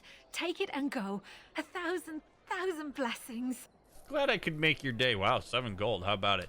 Hey, I'm going to use this just real quick as an opportunity to say how much I appreciate every single one of you being here. If you're on YouTube, thank you for watching this. I hope that you've enjoyed listening to my decision-making process around all of this stuff.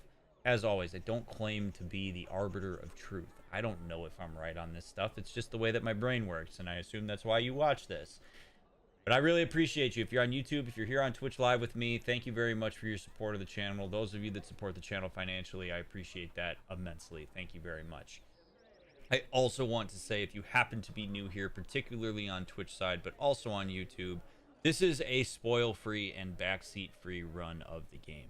So please do not leave comments on YouTube or write anything in chat that could even be potentially seen as a spoiler. So if you aren't sure whether I've done something or not, please don't ask about it. If you should only really ask me if I've done something if you're 100% sure if I have and you want to know my thought process around it. I am very rigid about this for a very legitimate reason, which is that when stuff gets spoiled, it ruins the entire experience. Part of the way that my brain operates with this when I'm doing these playthroughs is that I am taking things in as they come. In real life, we do not get the benefit of using hindsight or knowledge of the meta in order to make better decisions or the ideal decisions. I recognize that there are decisions that I make in this playthrough that may not be the best or the most common or whatever, but they are the decisions that I make based on the information that I have and what I can remember at the time. So if you write spoilers or if you say stuff about what can happen in alternative playthroughs or realities or origins, it ruins the experience, not just for me, but for anybody who's watching. And it also, I can't unknow things once I see them. So I appreciate that so many of you have done an amazing job at not spoiling this and just allowing the run to be what it is. And the run is the run. So I just want to just take a second and just say how much I appreciate that. We have a lot of new folks that are in the Twitch chat right now while I'm doing this, so it's also a reminder for that. But thank you all for being here. Seriously, I'm very grateful for your support of what I do. And if you think other people could benefit from watching these playthroughs or that they would enjoy it, if there's a Dragon Age fanatic in your life, I encourage you to tell them about this and give them a chance to watch it. But we're a long way into this playthrough, and I'm very grateful for y'all sticking it out with me. The client is very pleased. Come back soon. All right. Why do you think Genetivi is so resistant to acknowledging how problematic this discovery could be, blinded by faith? It's hard to know. See, the problem is we didn't get much of a chance to dialogue with him. I don't know a lot about Brother Genetivi's directive. Like, I don't know what makes him tick. I don't know what makes him excited about this stuff. So I would love to be able to ask him about that. I don't know the answer, and I actually think to speculate on that would be pretty unfair to him. I mean, it seems to me like one of the things that's very important to him is to be able to spread knowledge and to catalog things. And if he's able to do that, and he's able to, you know, breathe life into something that for so long people have seen as a symbol, I think he's going to be pretty excited about that. He's also got some cost sunk. I mean, the guy has spent his life looking for this. So what a huge payoff for him to know that it's real.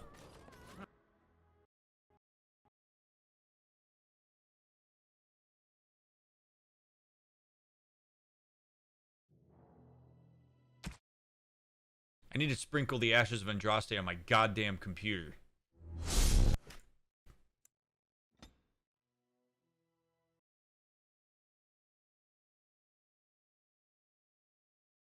We're gonna do this again, huh, Dragon Age? You're really gonna make me do this again.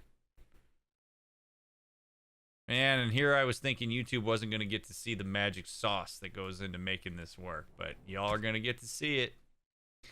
Y'all, I need your collective prayers to the I need your collective prayers to the banana hammock dwarf. I need it. Okay? Give me your prayers, banana hammock dwarf. Oh ye man of Orzammar.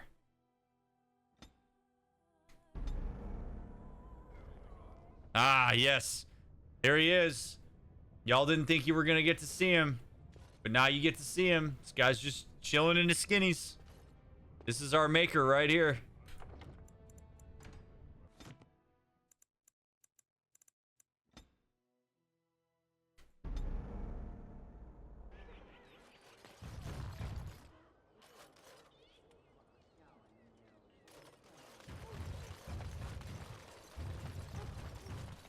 As there is but one world. Don't question it, chat. Don't question it. There is but one Don't question. Banana hammock dwarf man works in mysterious ways. Have ye no faith, Arthur? The man hath led us to Tahiti. We are eating the mangoes of Dragon Age Origins right now because of banana hammock thong dwarf man. Don't question it. And he is our maker. Nice to see you again. Really? I would like to examine them. It's these could the bits I have made out. This, if we could get a real translation. No mention of design. Magic exists to serve man and never. Foul and corrupt are they. Can't believe that works. And after. Against his children. It's crazy, man. You know, it took me an hour and a half to find that workaround earlier today. Hour and a half to find that workaround. The client is very... But here we are. All right. I actually think that that is going to probably be merch. Banana hammock, thong dwarf man. We're gonna do something with that. I'm gonna do something with that.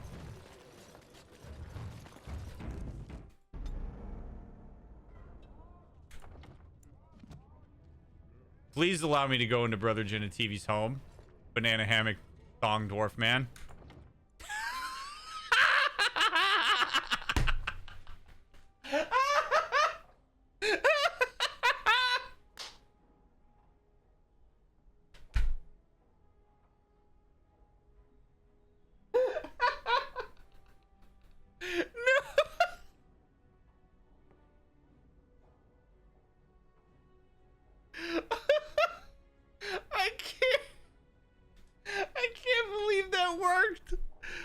I can't.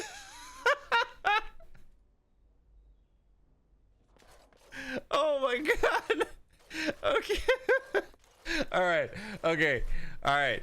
Count your blessings, chat. Oh my god. Oh my god. Okay. Brother Geneti, look at that. Waylon's bones just laying on the floor of his kitchen. Oh my god. If it isn't the champion who succeeded in the quest for the sacred urn, I had not expected to see you so soon. I've written to the Chantry, telling them of your adventures. They are interested in having me lead an expedition. What do you Oh, think of no, that? no, Quite excited. no. That is the opposite of what I want. No. Oh, why can't I say no?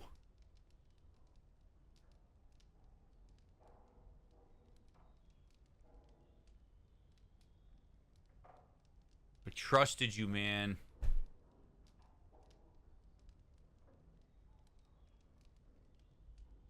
I don't want an expedition. What, you know what though? Whatever. They're gonna get whatever. You said something about a reward. I'm not gonna get excited about it.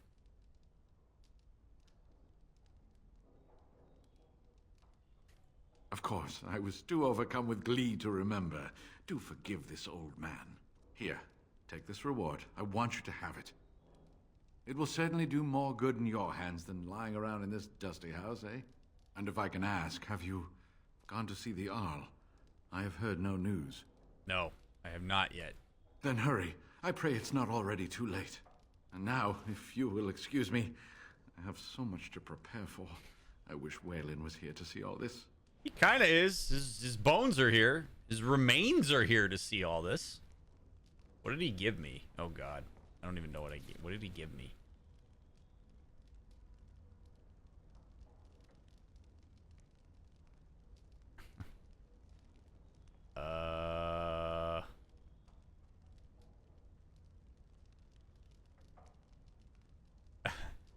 Chat, do any of you know what he gave me? You can answer this question. It is okay for you to answer this question and spoil. What the hell did Jenna TV give me?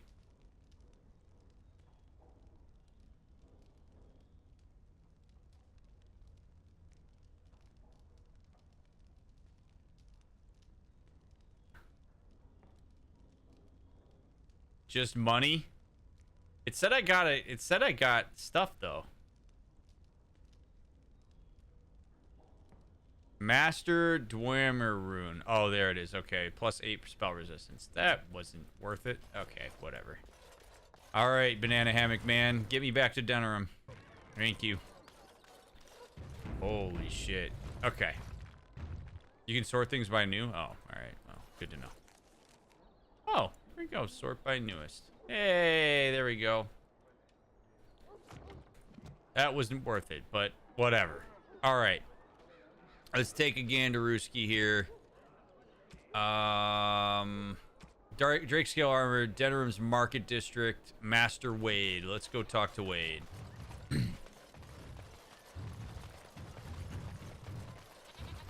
Holy shit, man.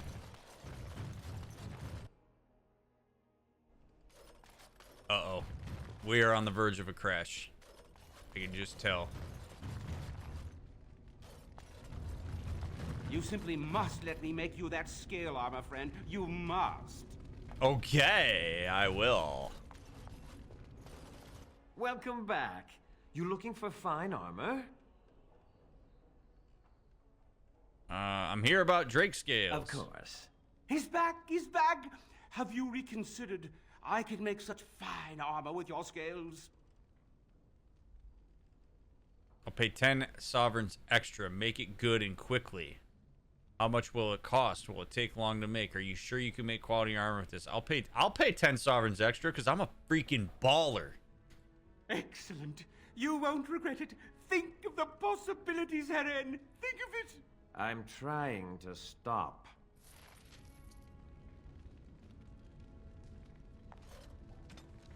Master Wade is crafting Drake scale armor free of charge. It may take some time though. You're here about your order? Yes, I am. I've barely even begun and you're pestering me. Oh, get back to work. Come to see our fine goods before they sell out? Come again. That was a little hasty. Sorry, guys. We are on the verge of crash. Oh, okay. All right, we're doing okay. Dropped it off. All right. May take some time. We're gonna go. Yeah, I mean, let's go give him the urn, huh?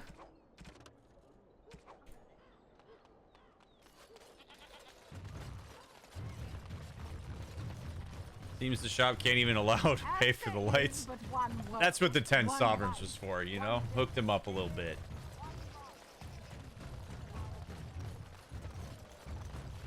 Alright, let's get out of here. Let's go to party camp. Gru, that counts as backseating. About why I left Orlais. Oh boy, here we go. Oh, so that little encounter with the Guardian eating at her. You didn't get tired of the life? In a way I did. But these feelings were triggered by events which I did not tell you about. I didn't feel like talking about it then. What happened to me? Maybe it will affect us, maybe not, but you should know. I came to Ferelden and the Chantry because I was being hunted in Orlais.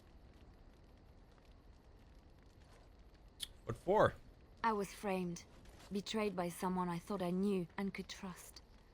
Marjolaine. She was my mentor and friend. She taught me the bardic arts, how to enchant with words and song, to carry myself like a highborn lady, to blend in as a servant. The skills I learned, I used to serve her, my bard master, because I loved her, and because I enjoyed what I did.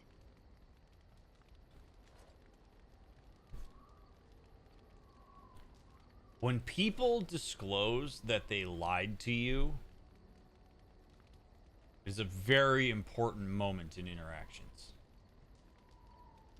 I would venture to say that the vast majority of people, when they hear somebody say, I lied to you, get pissed immediately. Which is somewhat understandable, because we see lying often as a sign of disrespect. However, if a person is autonomously willing to come up to you and say to you that they lied, and they then proceed to say that they would like to tell you the truth, what it means is that the nature of your relationship has changed with that person, such that perpetuating a lie no longer is necessary or carries the function that that person thought the lie was carrying at the time at which they told it to you. You can be upset that a person lied to you, but also acknowledge that there is very real vulnerability in disclosing a lie autonomously, as Liliana is doing here. And in fact, if you're willing to be patient and listen and hear this out, it very well could mean that there is a longer lasting, more connected relationship going forward with that person, because they are showing enough trust in you to disclose not just the truth, but also that they did indeed choose to lie to you in the past. I realize that this changes based on what the lie is, on what the what the consequences of that lie was, right? Like, I'm not trying to say that if a person ever discloses that they lie to you, no matter what, you just have to be fine with it and see it as vulnerability. But ultimately, in this kind of context, where it's more benign kind of stuff, where you can take in relationship development into account, you would do well to be patient and open with a person who discloses this to you, because there could be a lot for you to learn, and it could actually lead to a better relationship and better dynamic going forward. So I appreciate that she's willing to talk about this. Doesn't matter where it's coming from. I don't care if it's guilt. I don't care if it's circumstance. I don't care what it is. Ultimately, she decided that there's enough trust here that she wants to disclose it.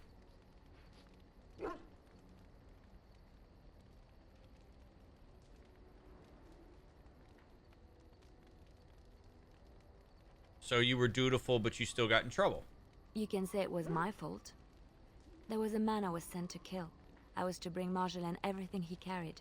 I don't know who this man was. She gave me a name and a description, and I hunted him down. I found documents on his body, sealed documents. Important documents? It turns out that they were. My curiosity got the better of me. Something told me that I needed to know what was in those letters. Marjolaine had been selling all kinds of information about Orlais to other countries, Nevarra and Antiva among others. Wow. It was treason.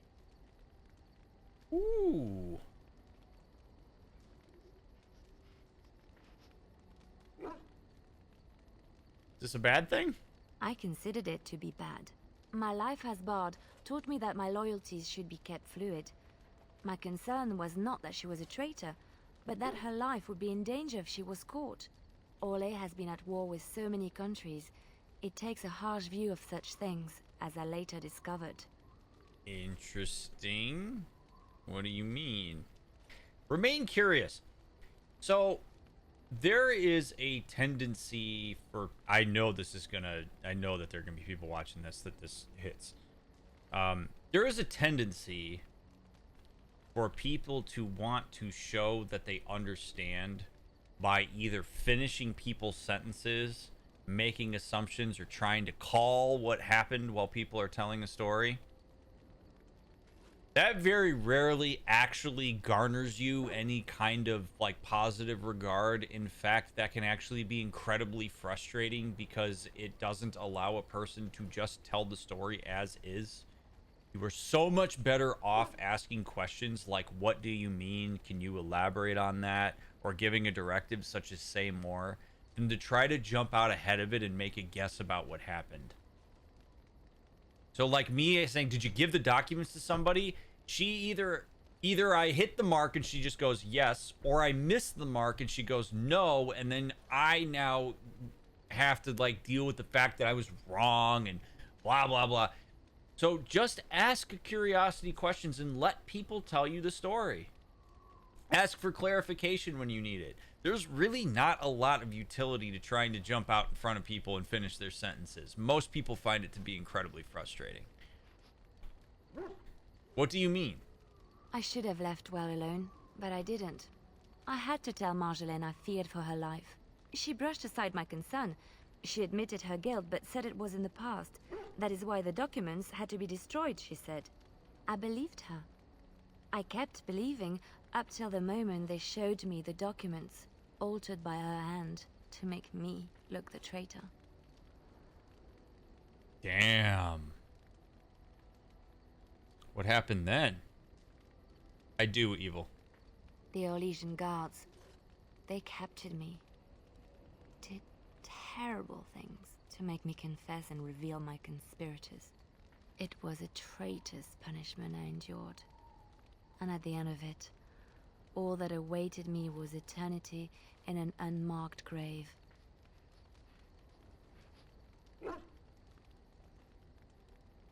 How'd you get out? The skills Marjolaine taught me were good for something at least. I broke free when I saw the opportunity.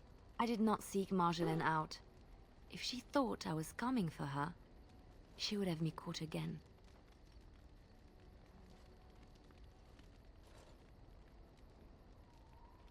And so you came to Ferelden, to Lothering. I was tempted to confront her. I was furious, betrayed. But what could I do against her? And so I fled to Ferelden, to the Chantry and the Maker. Ferelden protected my person, and the Maker saved my soul. And that is the reason I am here. The real reason. No more lies between us, at least in this. Ooh. Ooh.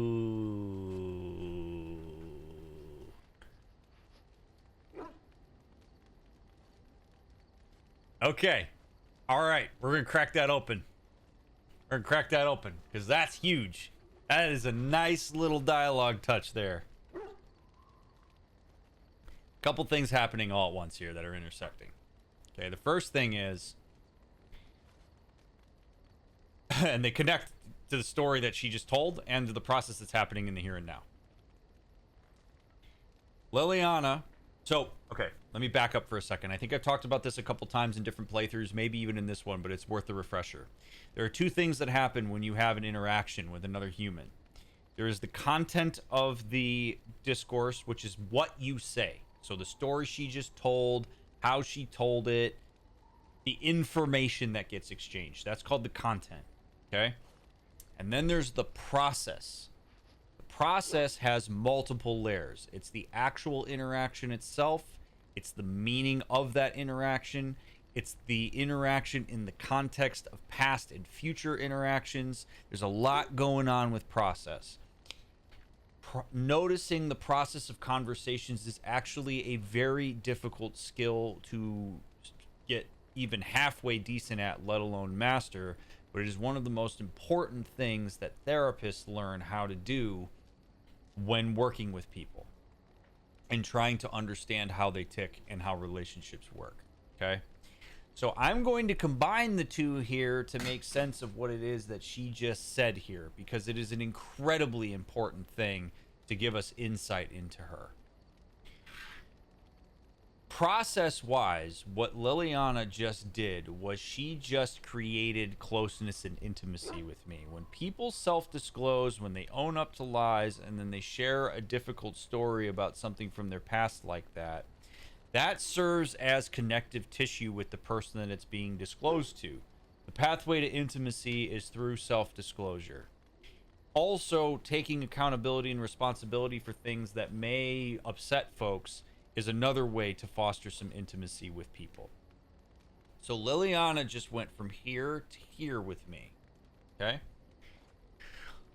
The content of the story that Liliana just gave us discussed a particular process that she is akin to be more sensitive to with me right now. Liliana fostered a very close relationship with this person. She trusted her. She probably disclosed a lot. She said, I loved her. Intimacy, closeness. That's what you hear in there, right? Within that intimacy and closeness, she got betrayed, which is the ultimate fear of a lot of people when they get close and vulnerable with people. It's sort of this, it's the same thing as like if I was to be vulnerable by taking my armor off and then you shank me with a dagger. That's what happened emotionally for her. She got close, she got betrayed, some terrible shit happened to her, and she had to leave the life she knew in Orlais.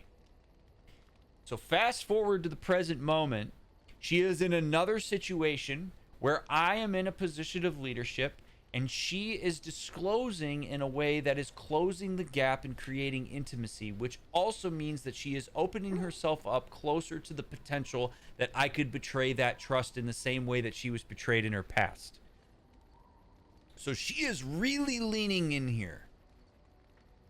But she also hedged her bet, which is what a lot of people do as a way to try to protect themselves when they get into disclosure of vulnerability, which is she says, no more lies between us, at least in this, which is a signal to me, process-wise, that she is not all in with the intimacy and that she needs to keep a bit of distance in between us because she doesn't perceive it as being particularly safe to go all in. Not because of me, but because of her past experience that is biasing her into thinking that I am capable of doing the same thing. I'm capable of it. I may know that I won't do the same thing, but she can't fully trust that I will until I show her otherwise. And that's what the second part of that sentence is. It's hedging her emotional intimacy bet with me, being in a leadership position and being in a position where she has just disclosed something that's vulnerable to her. That is the big giant onion of what's going on in that sentence there, and it's really brilliant the way that that was written by BioWare, because we just got a lot of information about Liliana's orientation to me as the leader of this group and somebody that she is following and has been following throughout all of this. So you get a lot of depth when you pull yourself away from only focusing on what people tell you and instead try to look at the context and the process of how, why, when, and what's surrounding it when people disclose things to you. You get a lot more information when you read between the lines on that. So, really cool stuff. I don't have to take that personally. Right? Like, I don't have to look at that and say, because some people would, again, if you over-personalize shit, you get in huge trouble. Because if I over-personalize this and I look at her and I go, what do you mean at least in this? Are you lying to me in other places? I am, boom. What I am doing is I am curb stomping the vulnerability that she just brought to me. I can respect that she just opened herself up, that she just owned up to some lies, and that she still needs to have a little bit of distance, especially based on the story she just told me. So I depersonalize it. I recognize that sentence is not about me, and I stay chill. Thank you for trusting me with this. It feels good to have this off my chest. Thank you for listening and understanding. Codex updated.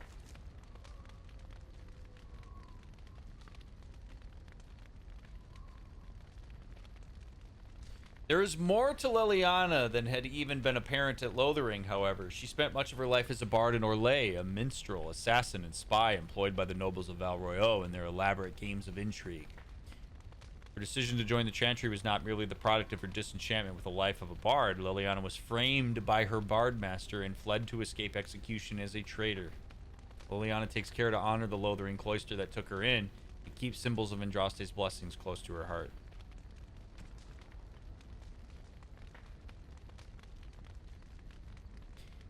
Brother Genetivi returned to Denerim a little worse for the wear and was granted funds and manpower to mount an expedition to study the temple in which the urn is kept. Look at that, we've cleared all the characters in the Codex.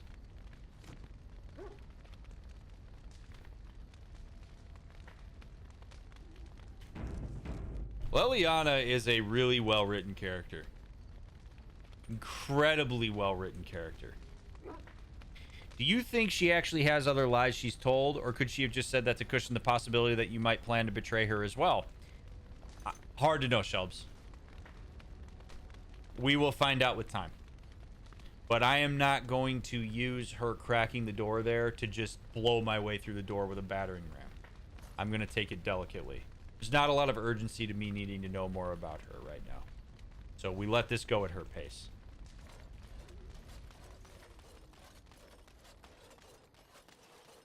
Now, I noticed while I was going through the inventory that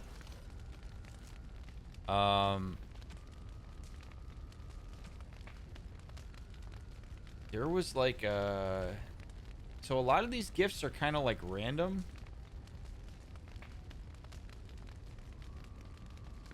But there was one that said, yeah, this said Morgan would want to take a look at this. So I'm going to go give that little pie to Dirk. We're going to go pet Dirk, and then I'm going to give her that. I know I said I'm generally anti-gifts, but if it's going to specifically tell me to give it to somebody, I'm going to do that. Also, Zevran has some boots. What's up, Dirk? There you go, buddy. Pet him. Yeah. Mr. Dirk. He's a good boy. Also, it's good that you don't bark then after I pet you. Okay, so Dirk. There we go. Wags his tail happily. He barks happily, yeah. Okay. Zevran also had because I picked up some like Antivan boots or something like that. Didn't I? Maybe I didn't.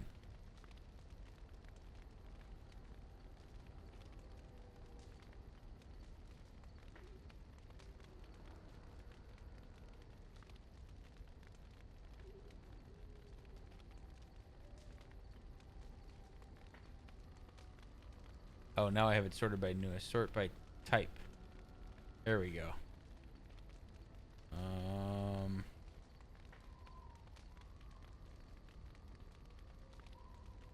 Yeah, and Tevan leather boots. Yeah, I'm gonna give that to Zevran because it's very obvious. That smell. This is Antivan leather, isn't it? I would know that anywhere. I don't know how you found it, but thank you. You're quite welcome. Now, if only you could find me a prostitute or two, a bowl of fish chowder, and a corrupt politician, I'd really feel like I was home. And they fit as well. Marvelous. Cool. Codex updated.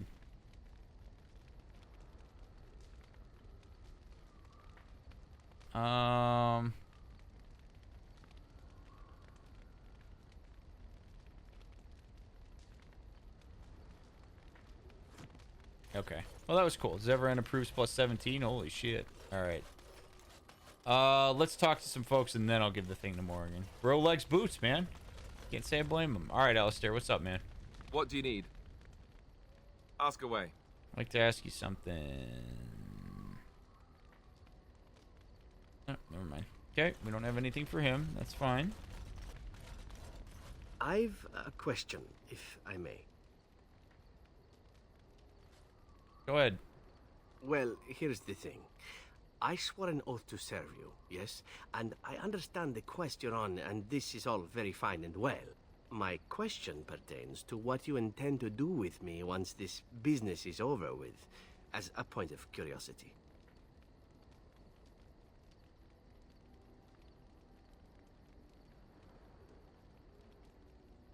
I mean, you do whatever you want, man. I realize you have an oath, but does your oath expire then? Not precisely. I said I would serve you until you saw fit to release me. One simply assumes that once your Grey Warden business is finished, you would have no need of an assassin to follow you about. Am I wrong?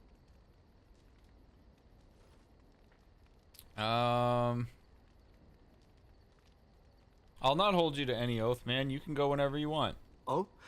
I made the oath willingly, but if that's how you see it, then all the better. For the moment, it's still best I stay, considering my standing with the crows. But let's assume that I didn't desire to leave when the time came. What then? I could always use a friend. Indeed. I might even be glad to call myself such, come to think of it. It is good to know what my options might be, but that is for another time. For now, we have much to do, yes? Cool. Items received. Leather boots. I don't need those.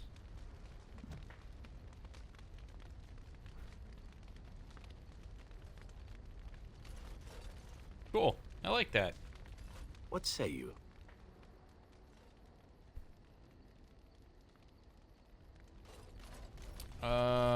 Ogren, I'm not really interested in engaging with. Emissaries, I'm not really worried too much about. Let's go talk to Shale. It speaks. It does.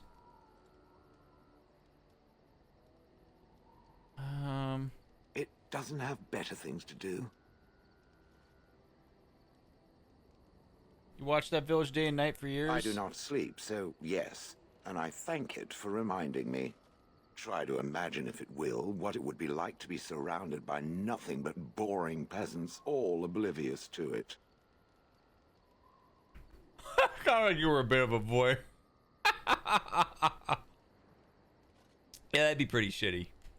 And then there were the birds. A whole village full of pigeons and ravens and sparrows all perching on me day in and day out. It sounds a little messy. Those foolish villagers would spread birdseed near me, drawing the birds, because they thought having birds perch on me was quaint. Quaint! If there hadn't been the occasional kind soul to scour me clean, I don't care to discuss this anymore. So I know that we sort of giggle about the bird stuff, but real quickly, I actually take what Shale says about the birds pretty seriously, because if you really sit down and think about it, put yourself in Shale's rocks, you would experience birds perched on you as the ultimate reminder that you have absolutely no autonomy for years. Like, the birds are a perfect reminder that the world is just shitting on you. You are literally frozen in the middle of the field, and there is nothing you can do about it. It would be mind-numbingly awful. And if you can feel the birds on you and they do as they please, it is absolutely understandable why Shale is averse to birds. Because they represent something to her that is just profoundly awful. An experience that quite literally almost nobody in this world could ever empathize with. I, as a human, am not going to survive if I stand out in a field for days, let alone years. But Shale, by virtue of being a golem, is. So Shale is on an island with this. In fact, talking about how much she hates birds is about the only path of empathy, to an extent, that some of us could have to understanding her plight and the struggles that she had. So I do think it's actually very important that when somebody like Shale discloses something like this, it might be easy to quickly giggle about it and be like, haha, birds. But the reality is that carries some very legitimate meaning for Shale, and that's not something that we would want to shame her for.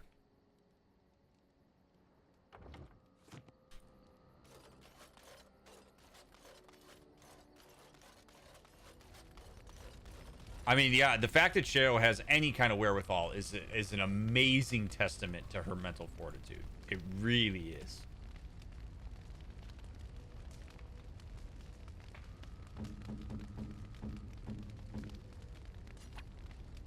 What? You found Flemeth's grimoire?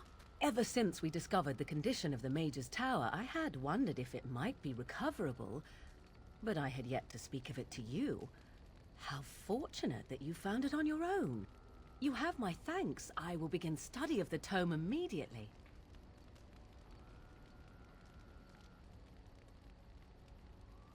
What do you hope to find within it? Secrets.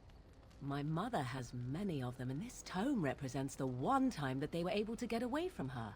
I do not intend to squander this opportunity to learn more than Flemeth wished me to know.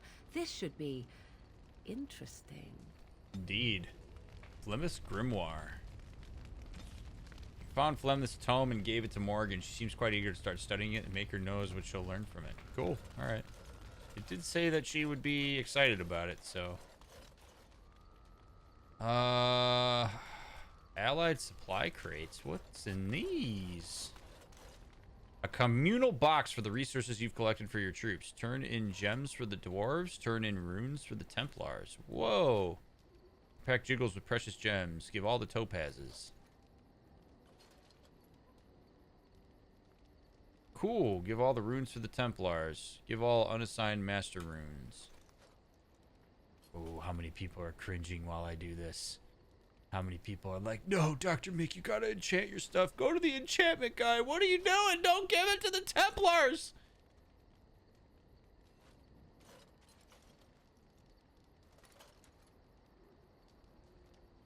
I have spoken. You are good to your troops, Warden.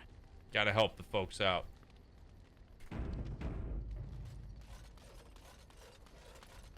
Good stuff.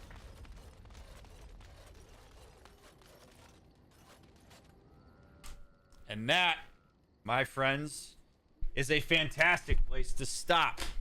Because we are going to head to Redcliffe and give the ashes to old Arl Lehman. It's been many, many, many episodes since we saw them. So we'll see how our friends doing in part 27. Cannot believe that we are already done with part 26 and moving on to part 27. YouTube, if you are watching this, thank you so much for taking the time to make it all the way to the end of this episode. I hope you enjoyed it. Please leave a like on your way out. Leave a comment if you feel so inclined, and follow me in all the links in the description. Discord for stream announcements and a really wonderful community to engage with offline. Twitch so you can watch us live. Twitter so you can see little mental health tidbits and fun stuff for your timeline. TikTok so you can window shop the stream and see all these tidbits in a nice, cool, edited format. Instagram for the same thing as TikTok. We would love to have you in all those spaces. I really appreciate it. And again, if you're not subscribed to the channel, please, for the love of God, subscribe to the channel. Please. I really enjoyed this episode. I hope you did as well. And if you're binging, I will catch you immediately over at part 27. And as always, if you're waiting for the next episode to come out, we'll get it out to you as fast as possible. I appreciate you all immensely. Thank you for supporting my content, and I hope you continue to support it long into the future. Catch you on the next one.